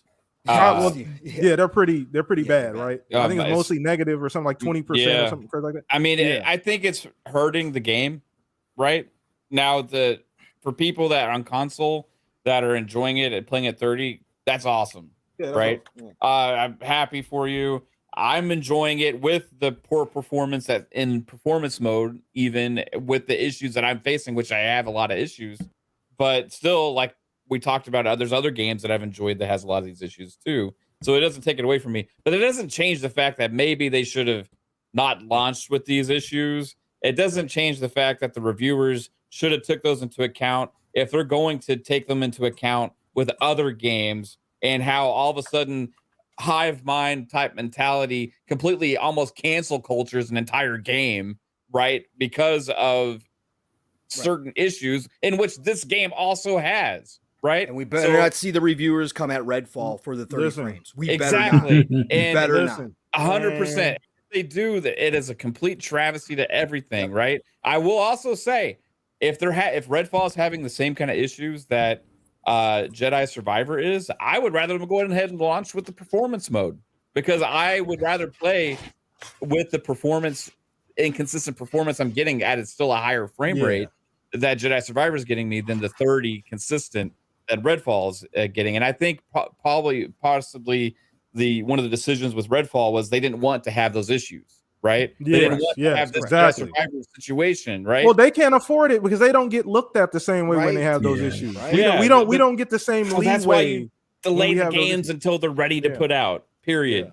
Right? Just put them out when they're finished. And this Jedi Survivor was clearly not ready, regardless if we're having fun with it or not. And I'm still happy I bought it or whatever. Absolutely. I'm not a vote with my wallet kind of person. If I want to play something bad enough, I'm going to play it. But I can still also acknowledge that it has issues without trying to have to defend my decision and make excuses and trying to act like these problems don't exist. And what's crazy to me is that it's not, I mean, Arcane has really, they don't have a history of having, their games are usually very extremely well made. They don't come out and have a ton of bugs. So there's no history to really be like, you know what, this is just like this, this, I know this is Arcane. Like there's no history like that they have to even have that kind of feeling. Now I understand the 60 FPS isn't there, but people are throwing the game out the window. Like this is donezo. And I'm like, well, wait, there's all these other aspects. What if everything else works? Like, you know what I mean? Like, what if everything else is great?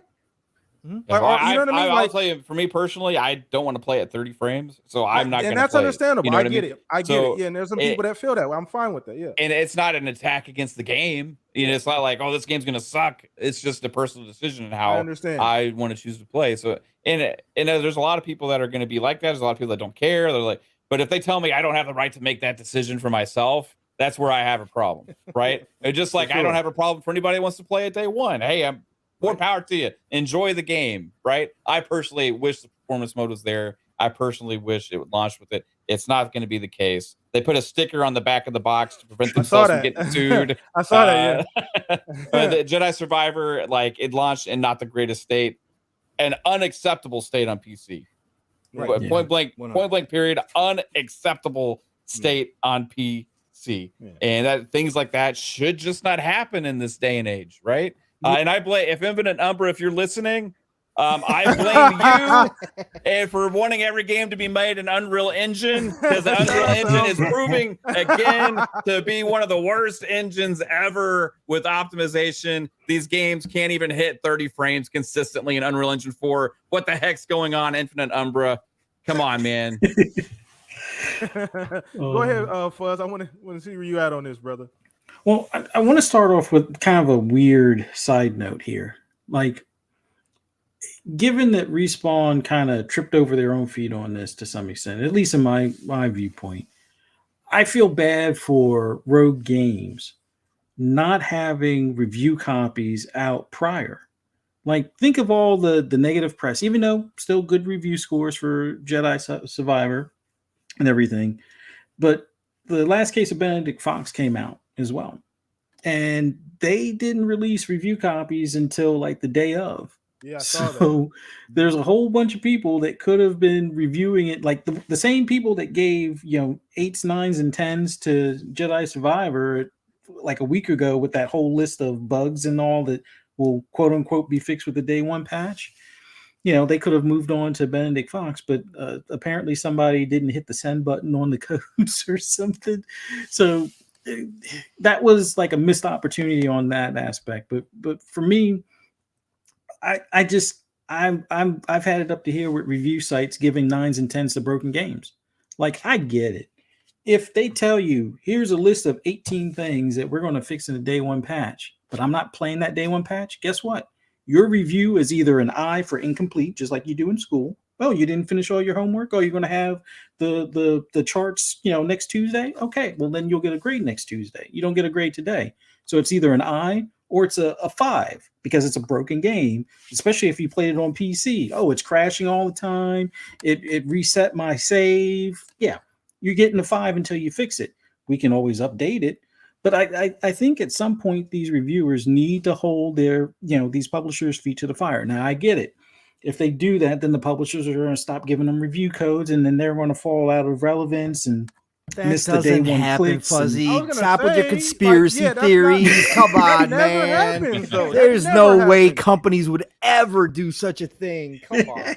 That never happens. But that's the thing. It's like this give and take relationship that I wish somebody would just stand on their hill, and maybe others will follow suit, or maybe they'll just slide in and fill that void when they don't get the copy or the review copies and stuff. But it's just so annoying that you have people, because of other personal issues, will give a game a 2 or a 4 or whatever, and saying, which I think we can all collectively agree that a 4 would be technically like a really broken game, like you boot it up and it crashes or it bricks your system kind of thing.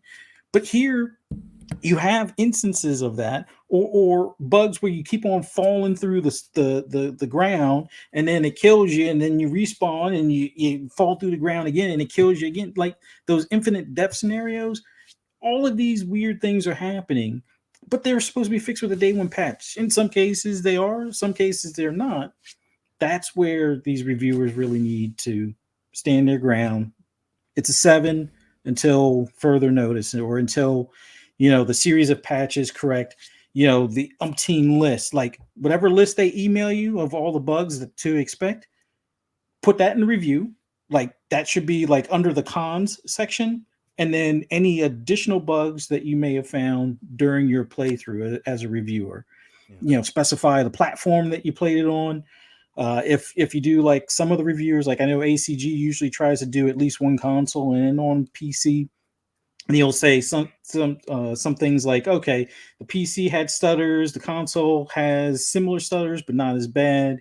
He went PC in crashes on Jedi but didn't see the crashes on the console, blah blah blah. Stuff like that. Like it's just so frustrating that they'll give 8s, 9s, and 10s to a game where it's not at that level yet, because it's not patched all the way through as promised, or at least all the patches aren't through. And then when it comes to Redfall, I know, because of it being Xbox first party, and yeah, this is another conspiracy theory, but hey, if you look at the grand scheme of things, the only Xbox first party studio games as of recent that got higher reviews were ones that didn't touch the Xbox console first, kind of thing. So or it was going to a PlayStation anyway, and more than likely was reviewed better by some of these review sites on a PlayStation. So I just fear for Redfall not getting the same leniency.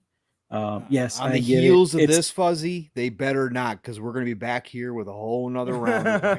Because let me tell you something. As much as I am not going to play the game at 30 frames, I'm going to wait for the 60 game patch. Mm-hmm. I don't care. I'm still hyped for the game, and I love Arcane. If they burn Arcane for being ahead of the curve and doing what they did and the decision they made off the heels of what they just gave Jedi Survivor, I better not see a bad word out there, brother. You might as well go ahead. There's going to be a handful of them that do it. And that's the part that really gets under my skin. It's just the inconsistency. It's like, much like you were saying with the whole thing with Cyberpunk. It's like, okay, I get it. The last gen consoles was a shit show when it came to launch on that. Trash. Fire. Like they should have abandoned that. Yes, I get it. The game has been in development for umpteen years, but that was a very bad example, and the fact that most of the reviewers were doing it on PC, and there were no console, codes given out until the day of, and even with some of the reviews, they would provide some of the gameplay. Like, I don't know. I think this is why I can't, or why I won't do reviews for games, because I just, all of those red flags, the game they knew was unprepared. And it's the same thing with Jedi Survivor. They knew that some of these things were going to be an issue, and that not all of them were going to be addressed in that day one patch. But I'm just also tired of day one patches. Like, I get it. Hi-Fi Rush, much smaller game, clear and concise, not a big open world kind of deal. I mean, it is kind of an open world, but not to the same extent. But then again, we don't know what the development cycle was like, but it was like that game was released, and I think the only patch they released was for localization for Korea or something like that.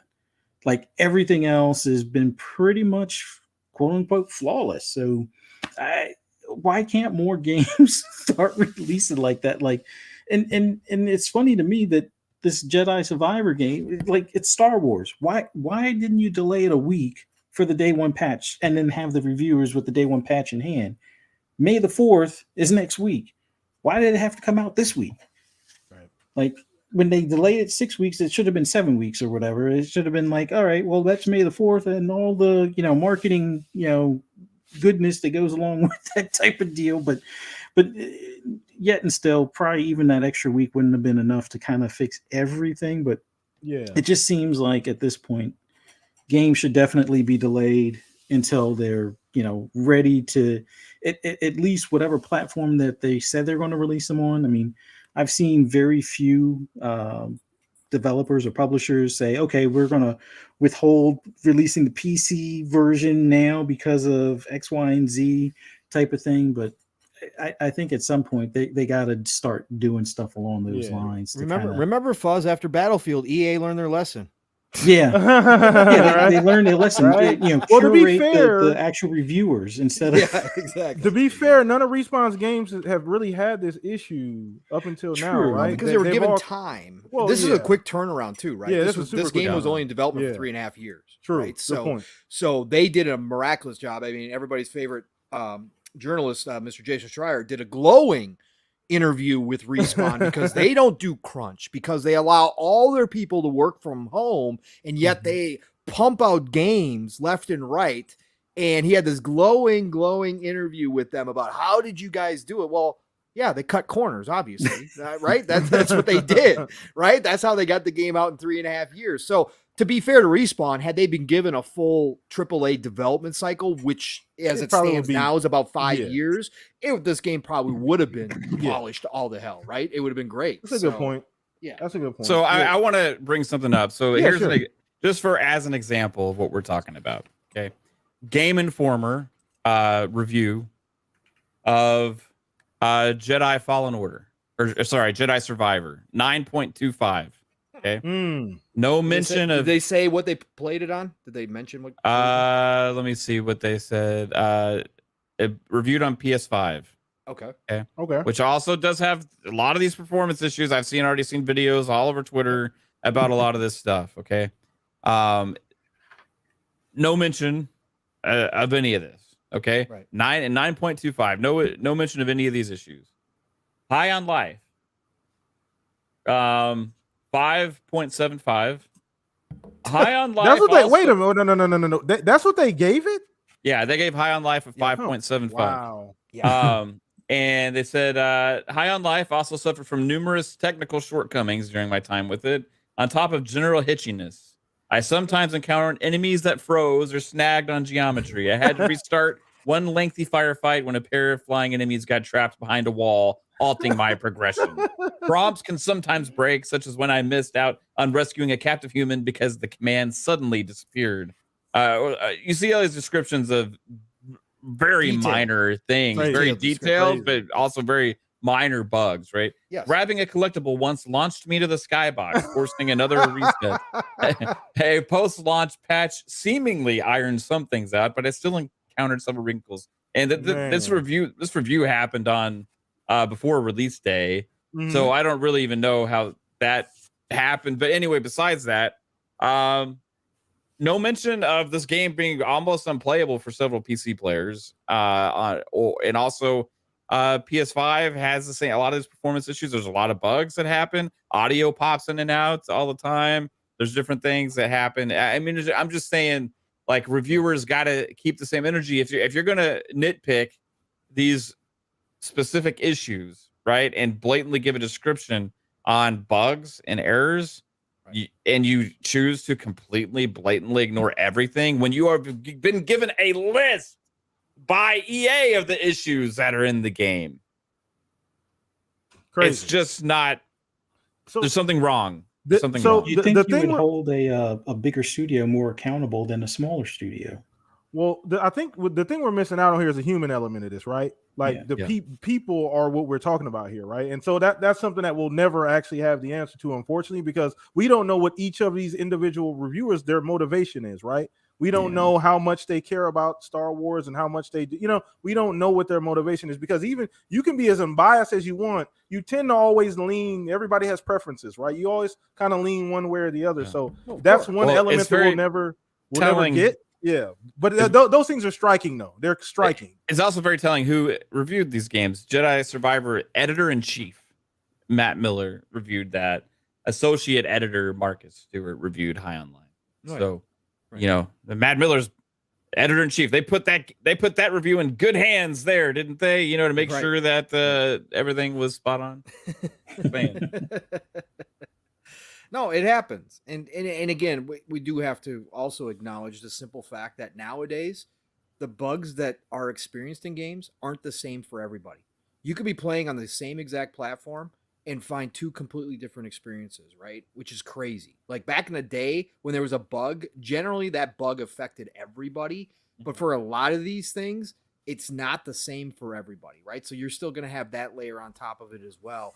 But there's no way, given a list from EA, no way knowing upfront that there was issues, that he never experienced one single bug in his PS5 playthrough. There's no way in hell, right? There's no way. And for him not to mention a single bug while his associate editor listed out every single little problem with High on Life, that is an issue of inconsistency in how you're reviewing your games. Yeah, and which has to be reviewed by the editor. Right. Exactly, right? That's correct.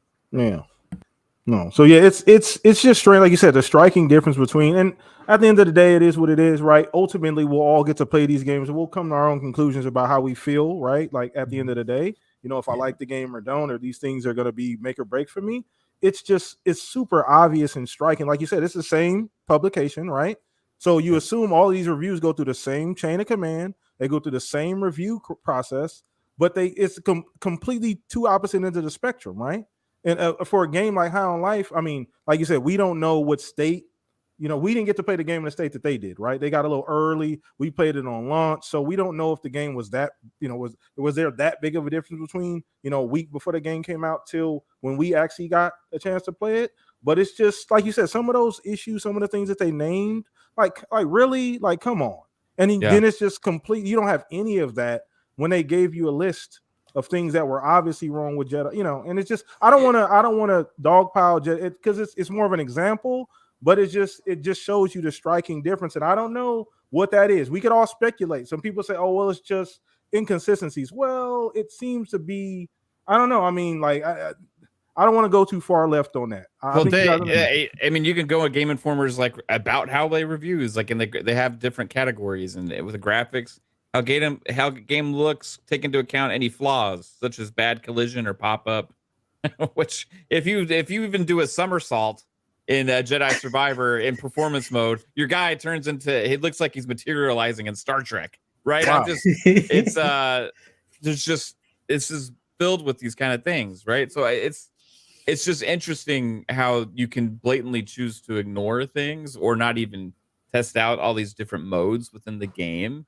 Audio is even sound is a section here, and there's audio issues on every platform as well. So it's like it's just blatant BS, right? Yeah. It's just they're going to give the games the pass they feel like passing, and they're going to point out the games that they just want to nitpick. And I'm sick of it. There needs to be a consistency with these gaming sites, because ultimately there's none, and it's pointless. They're pointless. Yeah. If that's what it comes to, you can't trust them. And so what's the point of them existing? Yep. Well, I mean, they do give us some credibility, right? So thank you, reviewers, because I mean, sometimes we do. We have a lot more integrity amongst the community. I know a lot of us are trolls, and some people do that kind of stuff, but for the most part, a lot of us, are given more fair reviews. You know what I mean? So they're making us look good. I know you said that last week, Pong. They're making us look real good. You know? Oh what I yeah, mean? let them keep doing what they're doing, right? Yeah. So if journalists wants to keep going down this road of what they've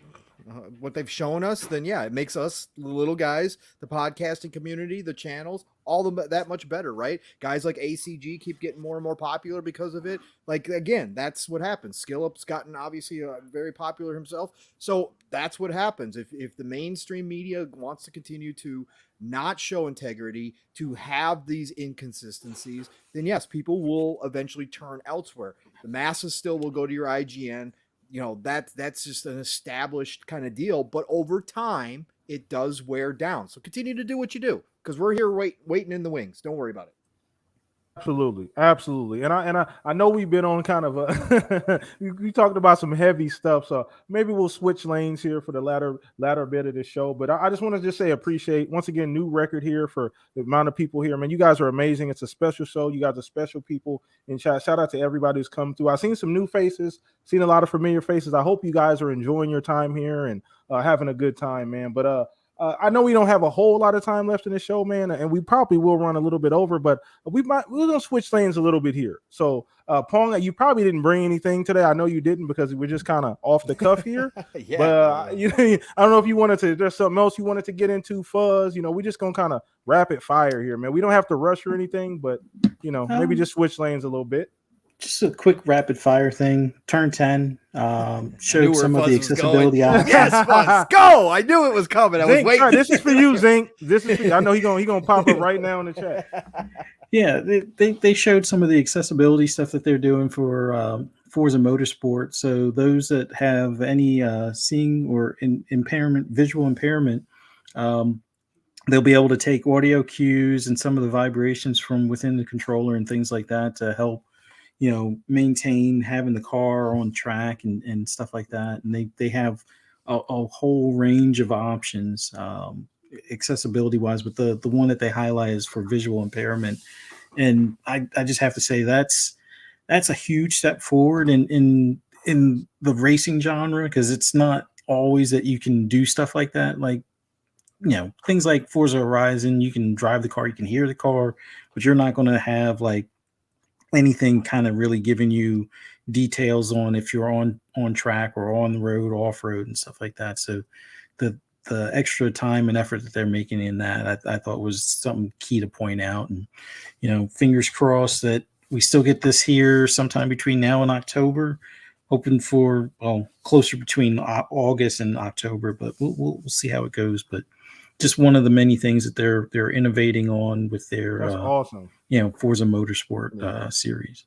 That's awesome too. Shout out to Turn 10, and they do that almost every time. And another Forza, they're one of the kings. They push accessibility to the limit. They're one of the few companies that they prioritize accessibility. I know it's a racing game, but Forza Playground, they always push that accessibility initiative. So shout out to them for doing that, and they're always innovating in that space for people that have disabilities and things like that. So that's super, super dope, man. Super dope. And that one was for you, Zink. So he popped up as soon as I said he was. I knew it. I may turn on those accessibility features for myself while I'm racing. What? Because some of them seem pretty dang cool. So help me out on my cornering. Already gives you a whole driving line to tell you, like, you can actually play Forza and it'll break for you and everything. Yeah. But the fact that they went that far with with vision impairment, Like it is crazy. That's insane, Watching, yeah. I forget the gentleman's name who was one of the main guys who helped turn 10 with it, who is legally blind. Watching him play, I was like, this is insane. I can't imagine if I had an impairment like that, how cool it would be to play a game that I never thought I'd be able to play. A driving game that is so visual that it, is needed. All the senses are needed. The eyesight is like the main key in that game. To be able to sit down and play it, I can't imagine how exciting that is. So awesome. I've always told Kate, like, I'm going to play video games my entire life. Just letting you know, doesn't matter if I'm 80 years old and unless I get like blind and deaf, then I'm not going to play now you're anymore. going to be able to play. Now you're going to still be able to play. Thanks to Microsoft. So thank you. Absolutely. I wanted to get into this this Armored Core trailer came out as well. Fires of Rubicon. Steel Rain. One of Steel's hanging out. Game of the year already. Steel's already called it. Steel's already called it Game of the Year. He's capping for it, so that's it. It's awesome. I mean, it's from software. It's gonna get that Game of the Year. It's gonna get that leftover Elden Ring. They're gonna give it that Elden Ring love. But I don't know. But it's niche, mech. It is a bit niche. But I mean, so I'm curious. Just the panel here, everybody in chat. What do you guys think about the trailer? What's your expectations? I know it's not a game a lot of people. Well, I don't say a lot of people have played, but if you're a little bit younger, you probably haven't even heard of it. So, just a lot of us here on the panel, I know we've probably all played it. So, your initial impression, was it what you thought it would be? I know some people thought it would be a different game than it actually was, and a lot of those people had never played the first one. Right. So they thought it would just be running around Transformers like, and that's not arcade. That's arcade-ish. It's not like that at all. Not like that at all. So I just want to get your first impressions of just obviously. The game, it seems to be coming out this year, right? I think it is August 20, I believe. 5th, I think. So, late August, I believe. Right. So, I mean, Mav, I don't know if you played the original Armored Core, but what did you like what you see? I've dabbled in Armored Core. I'm more of a slow-paced mech gamer kind of guy. My favorite FromSoft mech game was Chrome Hounds, right? Ooh, that's a good one too. Yeah. I also like Mech Assault. And however, I actually liked what I saw from this. I think it was gorgeous. It looked awesome, looked fast paced, looked fun. It's gonna definitely be a get. I know where Pong's gonna go with this in a little while, so I have to say it first. Possibly Game Pass. Keep your eye out. Yeah. Okay. Sarah Bond also today just quote tweeted as like, is anybody excited for Armored Core? Randomly on a third-party game that's coming out way later in August. You must got the same tea leaves as Fuzz. Y'all buying your tea leaves from the same It's kind of interesting. Maybe they went to FromSoft and was like, hey, you remember how you kind of screwed us out of that marketing deal from Elden Ring before? When we're supposed to, be buddy with that. Well, you know what? Like, throw us a bone on like your other project that's smaller that maybe we can do something together with, because this game is not as like it's not as prominent as like something like Elden Ring, right? So I think being in a service like Game Pass would be great for it. Of the year. But so I'm looking forward to it a lot though, man. I think it'd be pretty awesome. And I know where Pong's gonna go with this too. I'm gonna steal it from him.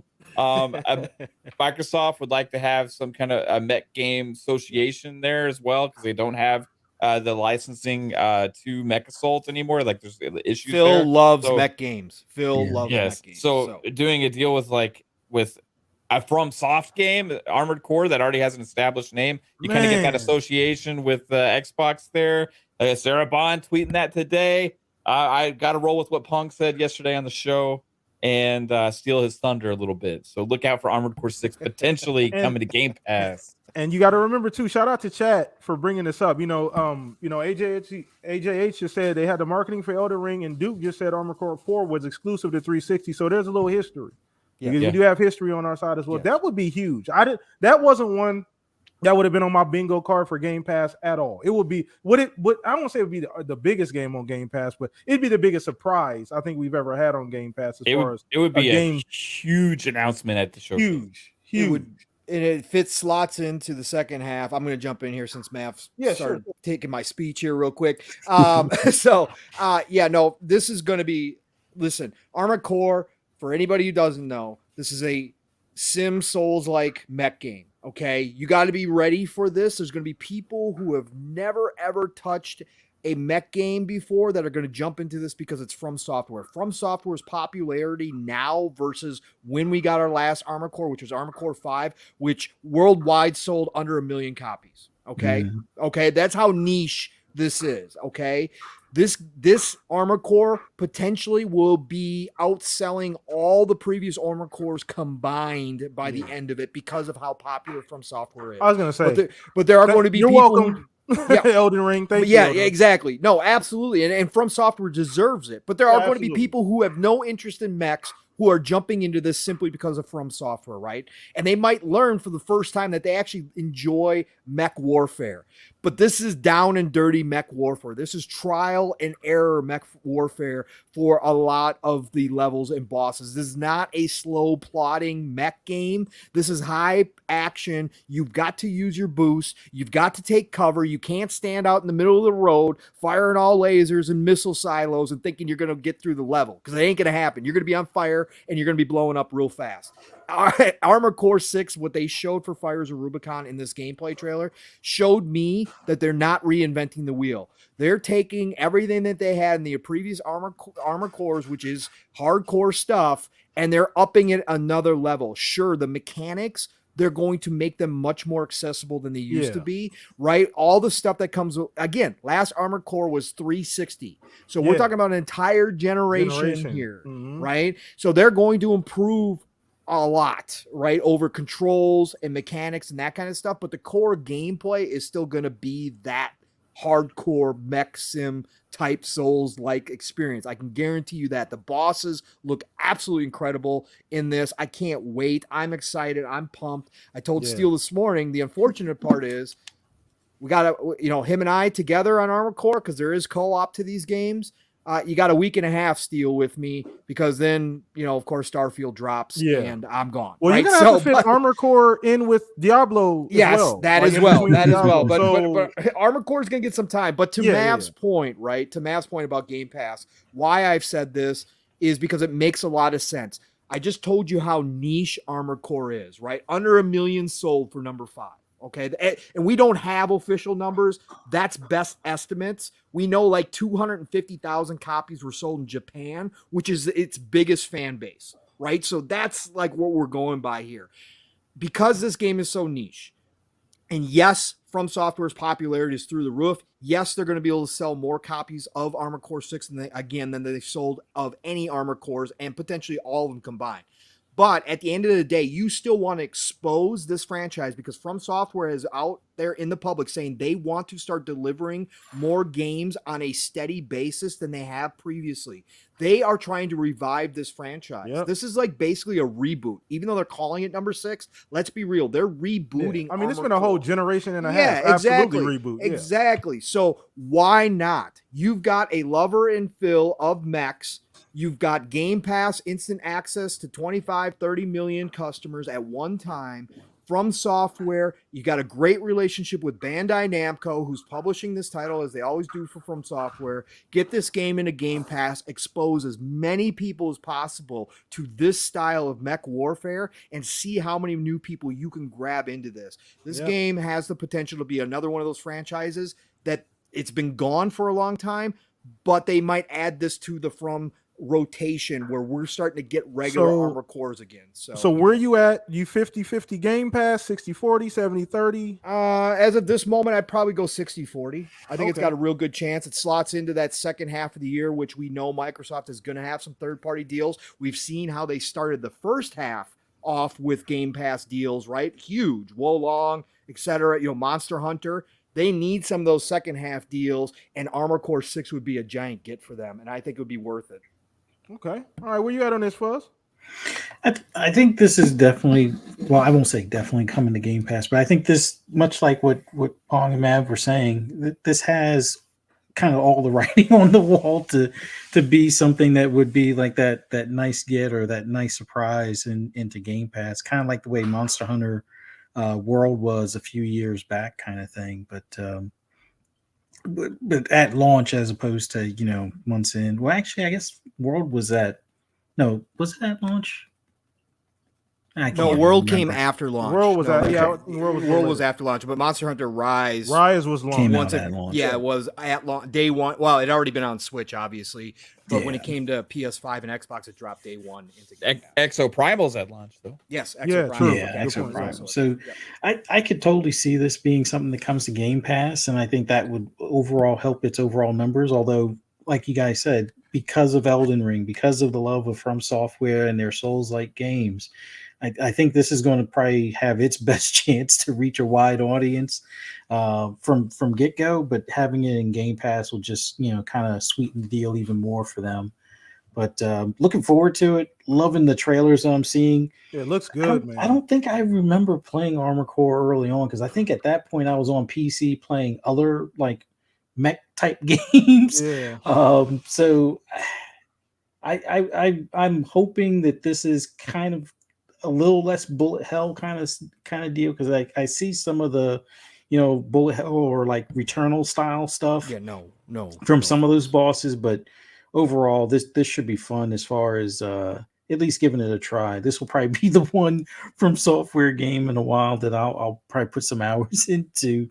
But yeah, we need more mech or robot on robot violence games, especially considering that we probably won't see a Titanfall 3 despite them it's called saying Apex. they would love to make a Titanfall 3, but Yeah, it's called Apex. It's called Apex Legends. Yeah. There you yeah. go. Do you like But, it, Fuzz? Because this thing's got stats galore. You got to break down. You got to watch your energy. You got to watch your Yeah, weight. man. You got to update your energy cores. treat to it like carry Forza. more weapons. Oh yeah. Well, it would be like You kind can of like get the what I did spreadsheets for Anthem. Like I prefer the faster, lighter weight, where Yes. you may not have as damaging armament or damaging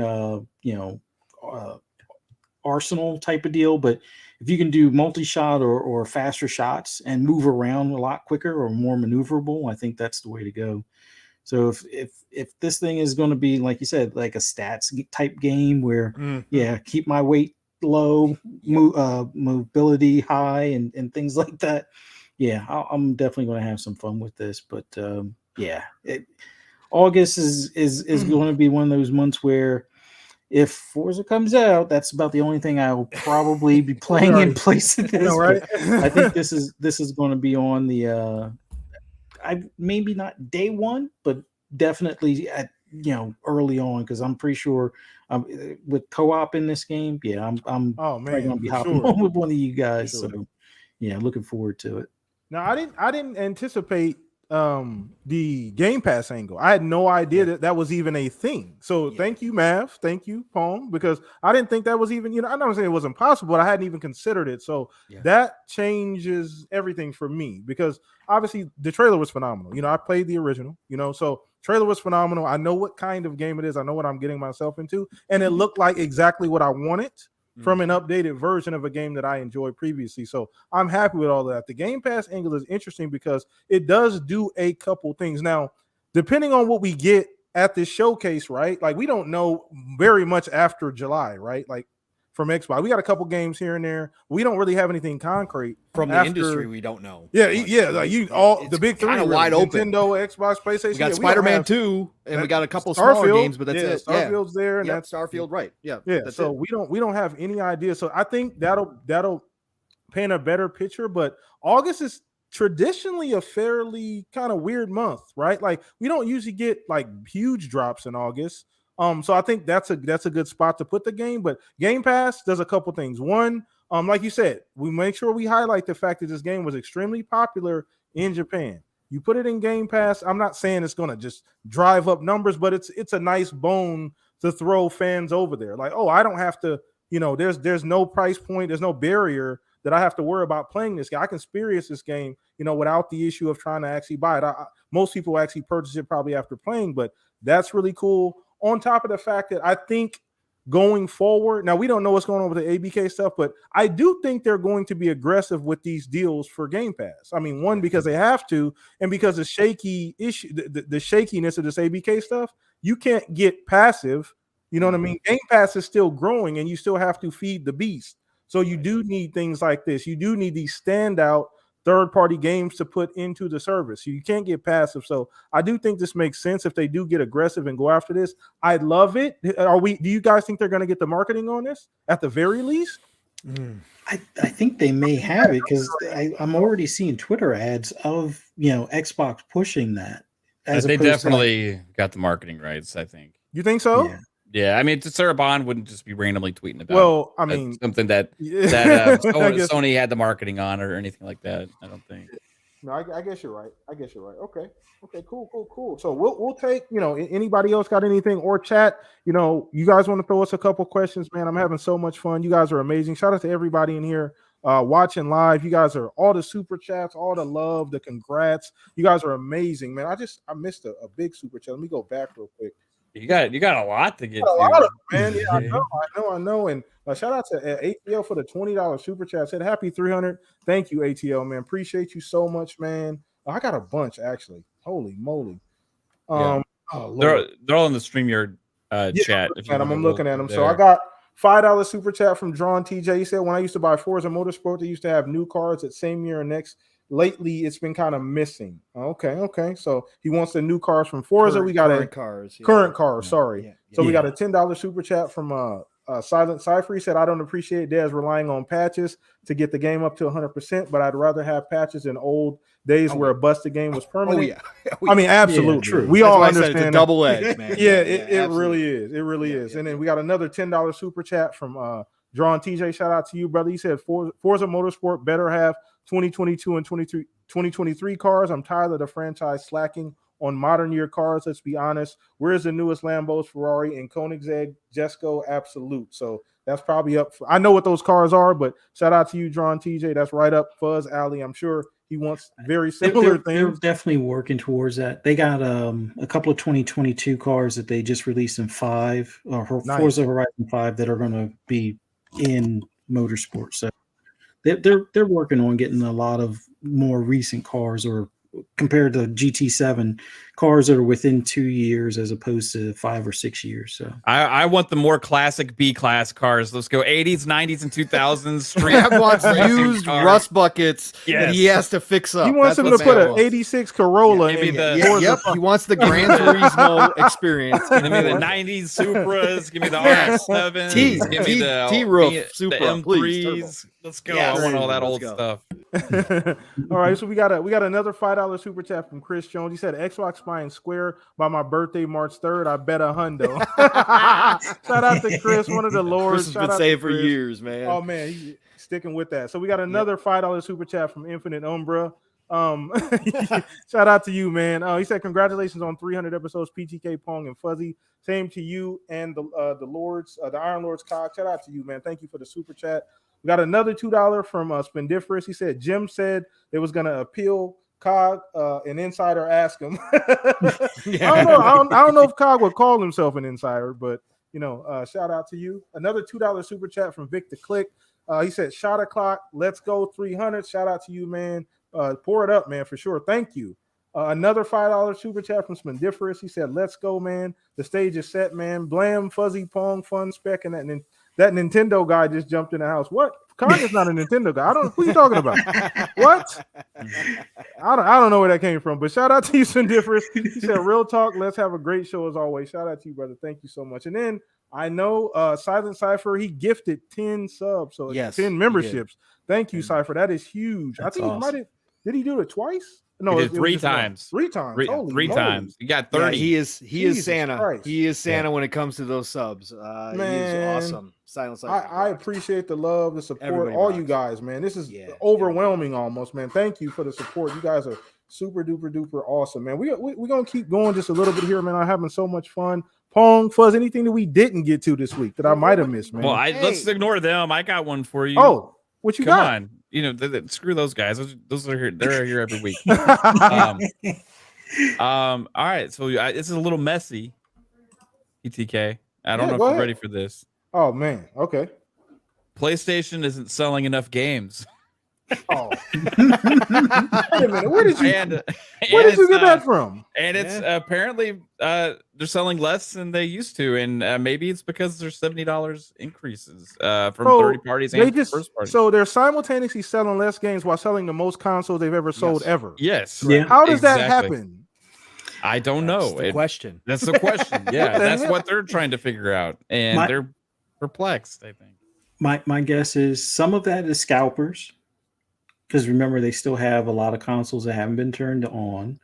So I think scalpers, not because the scalpers aren't buying games. So they have the console, and now they in some cases have to cut the prices because inventory's flush right now. So they're having to sell the ones they bought a year ago for like under 500. But that $70 price tag, like I had this conversation with Benji on one of his live shows before, where the problem that you have is that there's really no $70 game that's reached $10 million in sales. Well, at least at that time. I think God of War might be the only one, but then again, that still had a $60, PS4 version.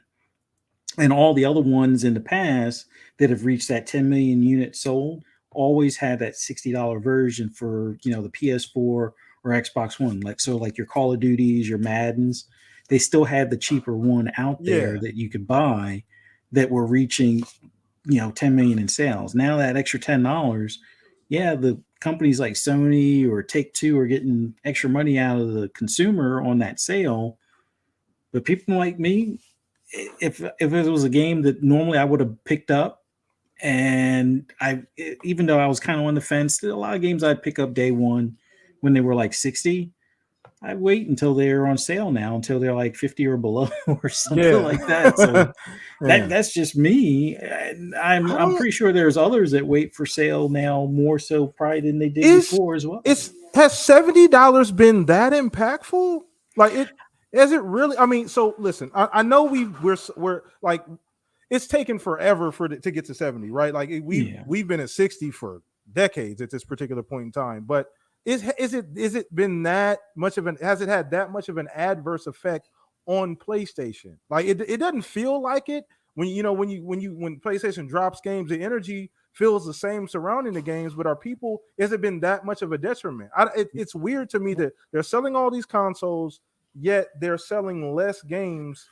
But you got to think, where do they make their money? They don't make their money on the console. Yeah, they don't make their money on consoles. That is a good point. So if you're at the end of the day, if remember they just broke a record for amount of consoles sold in a quarter, 6.5 million. Yeah, it was crazy and amazing. People want the console. Yeah, but if you're not making the money on the games, and the reason that people got the console, if that's still down, then you're not achieving what you're trying to do, right? So the question is what is causing that? Is it $70 games? Is it the economy? Is it the lack of games that came out in that quarter?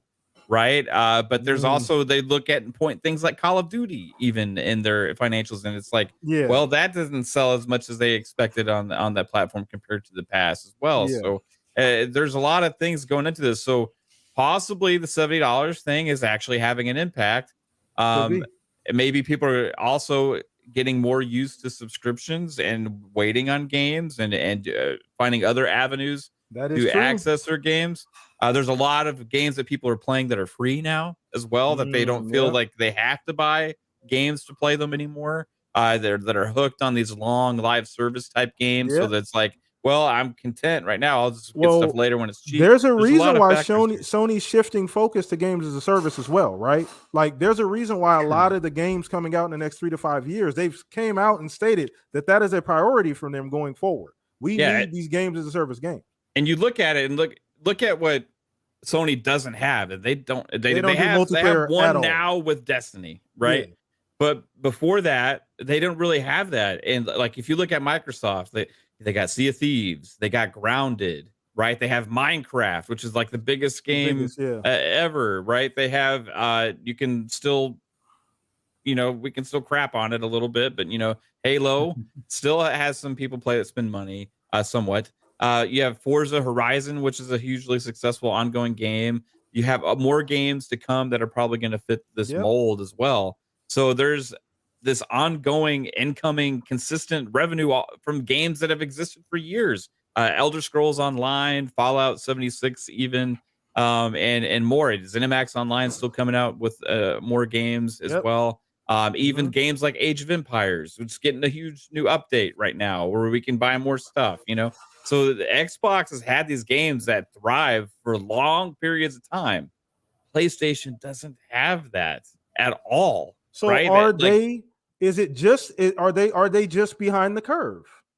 They've painted themselves into this corner of relying so much on hardware and first party and single player story based action games, and then relying on all the third parties for that recurring revenue, right? The Call of Duties, the sports games, the casual market, right? Now what they're seeing is, hey, the casual market is buying less games than they have before.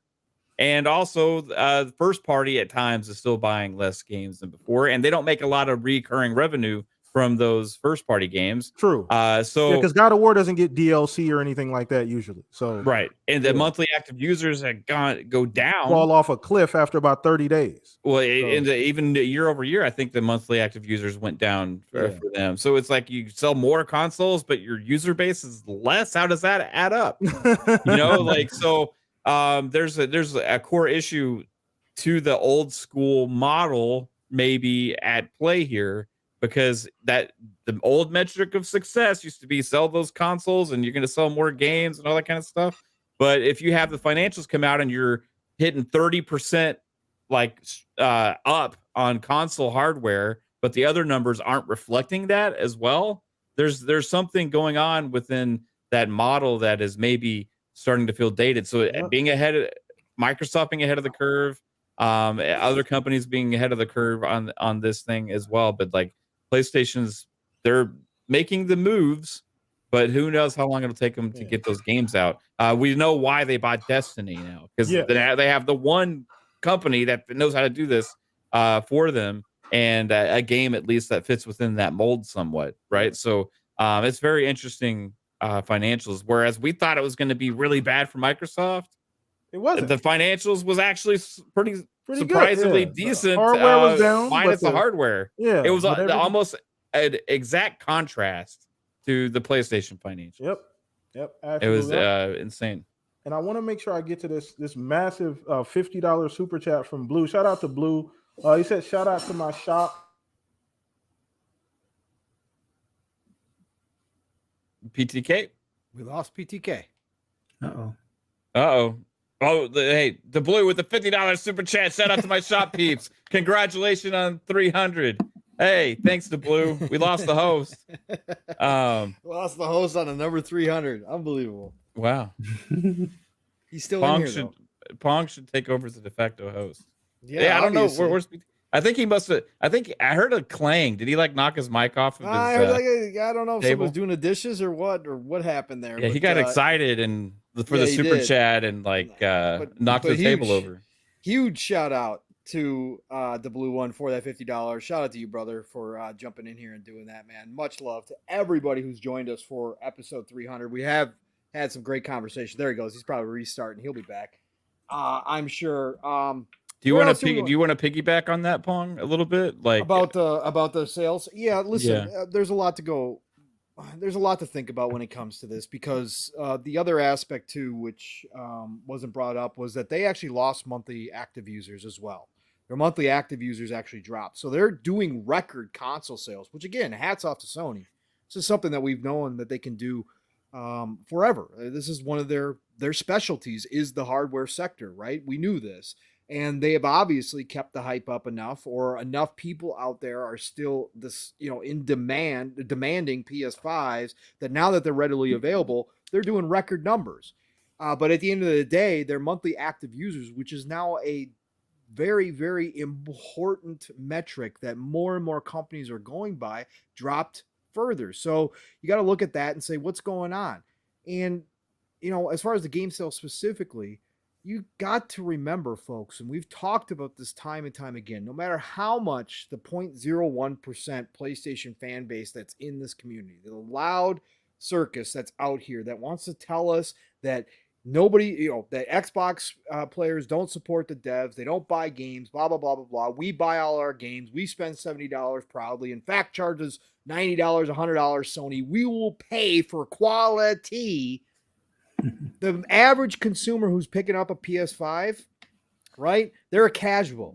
What are they buying? They're buying Call of Duty. They're buying Madden. They're buying FIFA. They're buying these types of games. They're not buying first-party titles from PlayStation. They aren't necessarily the biggest fans of the God of Wars and the Horizons and those types of games.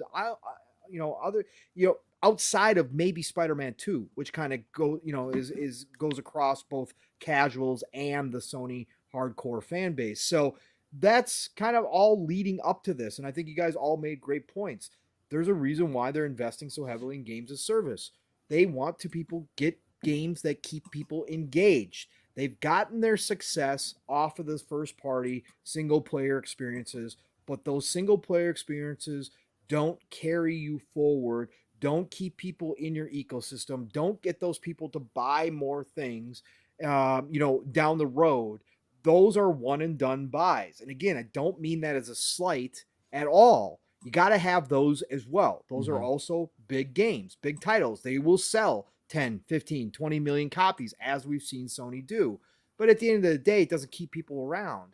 And, Mav, I think your point about people getting used to subscriptions and all that kind of stuff is on point, right? I think that, it's not just about video games. Netflix free to play too. Like free to play. How many people are playing Fortnite and Warzone and Roblox and all these other things, kind of stuff, right? Yeah, no, exactly.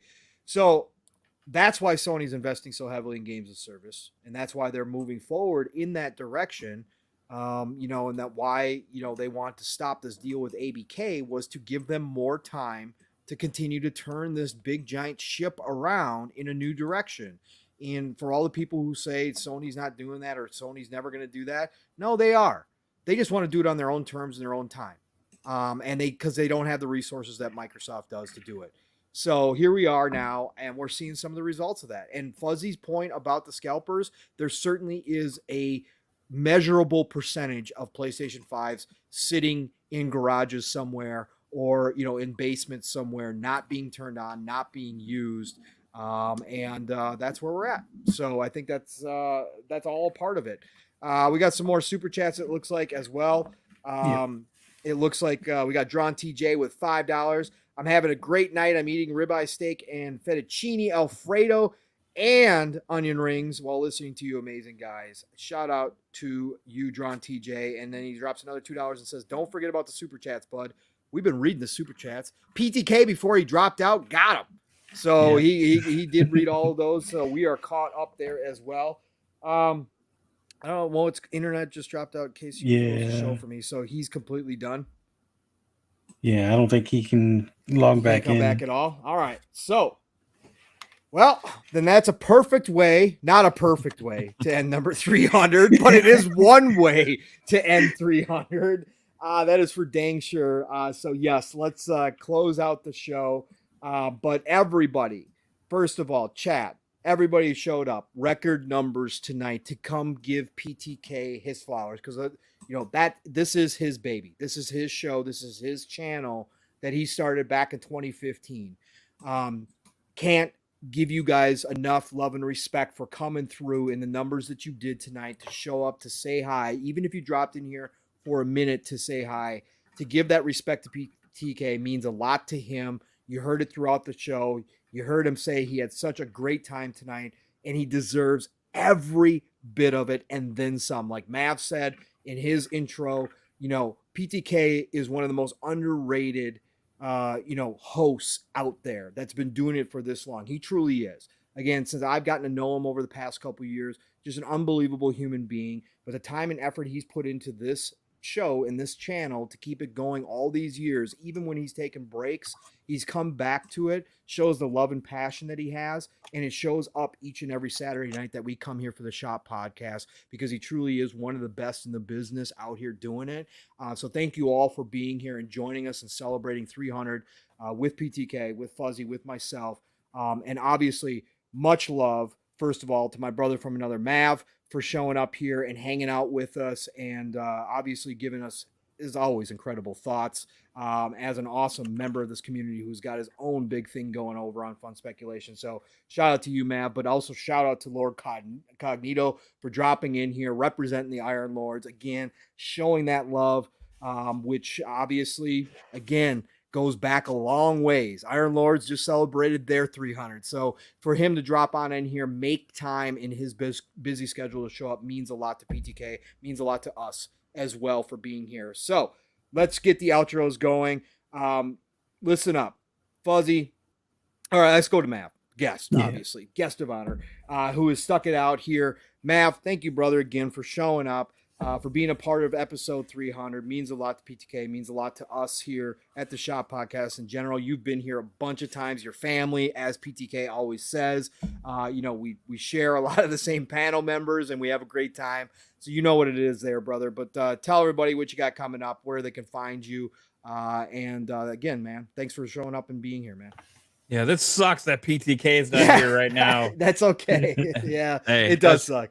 Yeah, shout out to PTK, man, and if you hear this later, appreciate you, everything you do for the community, the consistency that you show, inspirational. 300 is an amazing feat.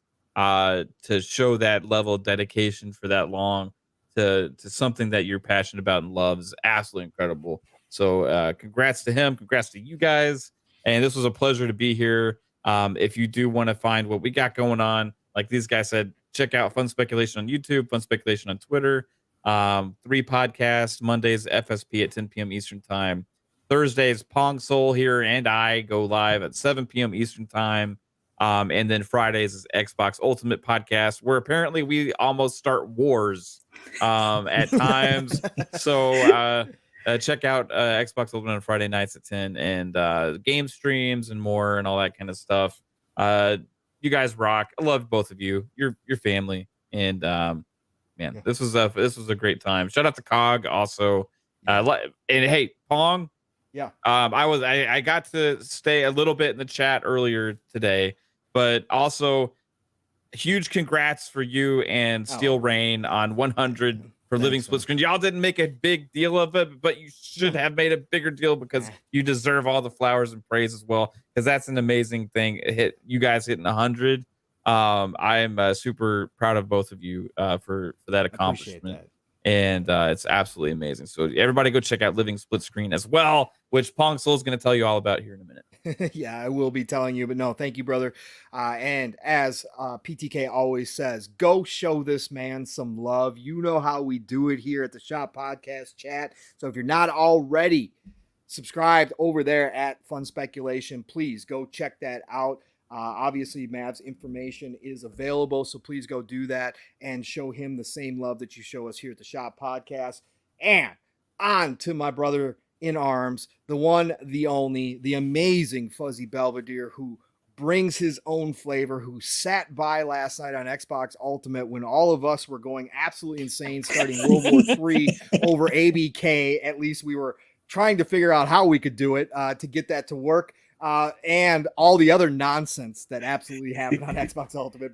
Fuzzy, 300, you've been here for over 200. You've been here since the beginning, basically, at this point with PTK. Again, nothing but love to you, man. All the respect you've shown me since we got to meet here and do this show together. And then obviously expanding out to Fun Speculation, expanding out to Boom, Double Barrel Gaming, where you and I have shared some panels as well. Listen, man, nothing but a pleasure to get to know you, sir, and to be a part of this. But you've been a big, giant part of PTK's success here on the shop for 300 episodes. So nothing but love and respect to you, sir. And thank you for all your thoughts tonight, man. So tell everybody where they can find you, what you got coming.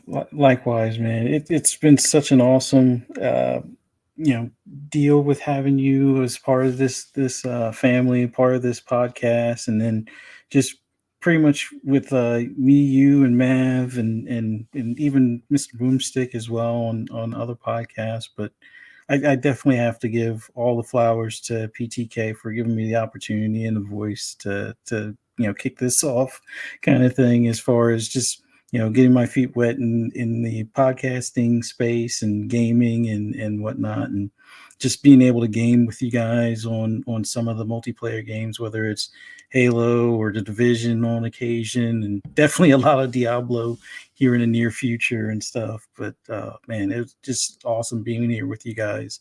And thanks to everybody in the chat. Thanks to Cog for coming by. Awesome having him here as well. And I can't thank everybody enough to, for the support and just, the interactions, just the camaraderie, the whole nine. It's just been an awesome deal from, my beginnings here to all other podcasts I've been on. But for those that want to hear my rambles or rants or anything gaming related, just follow me on Twitter. And like Mav said, you can find me on FSP on Monday evenings, 10 p.m. Eastern Standard Time on Fun Speculation channel. You can also find me on Breakfast with Boom on Double Barrel Gaming at 10 a.m. Eastern Standard Time on Friday. And then Xbox Ultimate, yeah. Sometimes they start some more. Sometimes I have to mute myself because my cats are having a fit in the background. And, no waterboarding involved. No officials were hurt or anything like that. But definitely check out Xbox Ultimate on Friday nights at 10 p.m. Eastern Standard Time on FS or on Fun Speculation Network. And then right back here for the Shop Podcast next Saturday at 9 p.m. Eastern Time. Look forward to seeing you guys here as well. Thanks again for everybody that came out live, and then for those that'll catch us on replay. Thank you so much. Awesome. Thank you so much again, Fuzzy, for your thoughts tonight and every Saturday night. And again, thanks for the camaraderie, the friendship, brother, that we've had here and other places, man. It means a lot. Again, as everybody knows, I am Pong Soul. Thank you all for coming out. Pong Soul on Xbox, Pong Soul on Twitter. You can find me each and every week, PM in the PM. It kicks off, obviously, on Tuesdays. I'm not a part of the panel anymore because real life happens and work just doesn't allow me. But Double Barrel Gaming, Mr. Boomstick the Man, Xbox Factor, all good things green every Tuesday, 12 p.m. Eastern, 11 o'clock Central Time. Be there every Tuesday. But then my podcasting week kicks off with Mav, as he said, PM in the PM every Thursday night, Pong and Mav in the PM, 7 p.m. Eastern, 6 o'clock Central Time, 2-man show. We do have guests from time to time, but most of the time it's me and Mav just kicking it, catching up on the week, getting the chat involved. We have a great time over there, so join us every Thursday night. Xbox Ultimate's already been explained to you. We go every which way. We laugh a lot, but we do talk gaming, and we have a good time. And last night's show was extra special. I'll say it that way. And if you want a good laugh, go check it out. 10 p.m. Eastern, 9 o'clock Central Time, every Friday night, Xbox Ultimate Fun Speculations channel. Saturday mornings, it's Living Split Screen. Myself, my brother from another, Steel Rain. We get your weekend started the right way on Saturdays, every single Saturday morning, as is possible, 10 a.m. Eastern, 9 o'clock Central Time. We are now over 800, Mission 1K in full effect. We did not make a big deal out of episode 100. We make a big deal out of seasons. But it still was a big show today for us, and hitting the century mark on a little show that just was born out of me hitting up Steel in the DMs and just saying, hey man, I think we should probably do something, and him being like, yeah man, I would like that. Next thing you know, we're 100 episodes in. We're gonna hit season 3 here coming up very, very shortly. Obviously, when we get to 104, that'll be the end of season 2, the beginning of season 3. But thank you all for that support. Please, if you haven't checked us out there, Living Split Screen, all one word, please do so. And then otherwise, I'll be back here next weekend for episode 301. That's right, for the Shop Podcast right here. And of course, everybody, continue to give PTK much love. This is not the way that he wanted episode 300 to end, obviously, with him outside the show. But you know what? Did a fantastic job, as he always does tonight. So continue to show him love. Hit him up on Twitter. Tell him congrats if you haven't already done that. And I'll end it the way he does. Blam out. Let's go. See you all next week. You guys have a great weekend. Golden Age of Gaming is here. Play what you love what you play. We'll talk to you all real soon. Have a great night. Later, guys. Bye, everyone. PTK is trying to end the stream, guys, but it's probably going to stay live for a little bit. Yeah, just let you know. Just to let you all know. Hey, yeah. you did miss a super chat. Did I miss a super chat in there? Let me get that one then, since we're still live on the air. What super chat did I miss? It's Chris I don't Chris see it. Jones. Chris Jones. $2 super chat. Mav doesn't play JRPGs. Just kidding. Blasphemy. Thanks, Chris Jones, for reminding everybody that Mav doesn't actually like JRPGs. Anyways, y'all have a Can we good do night. like outro music? Boom. Yeah.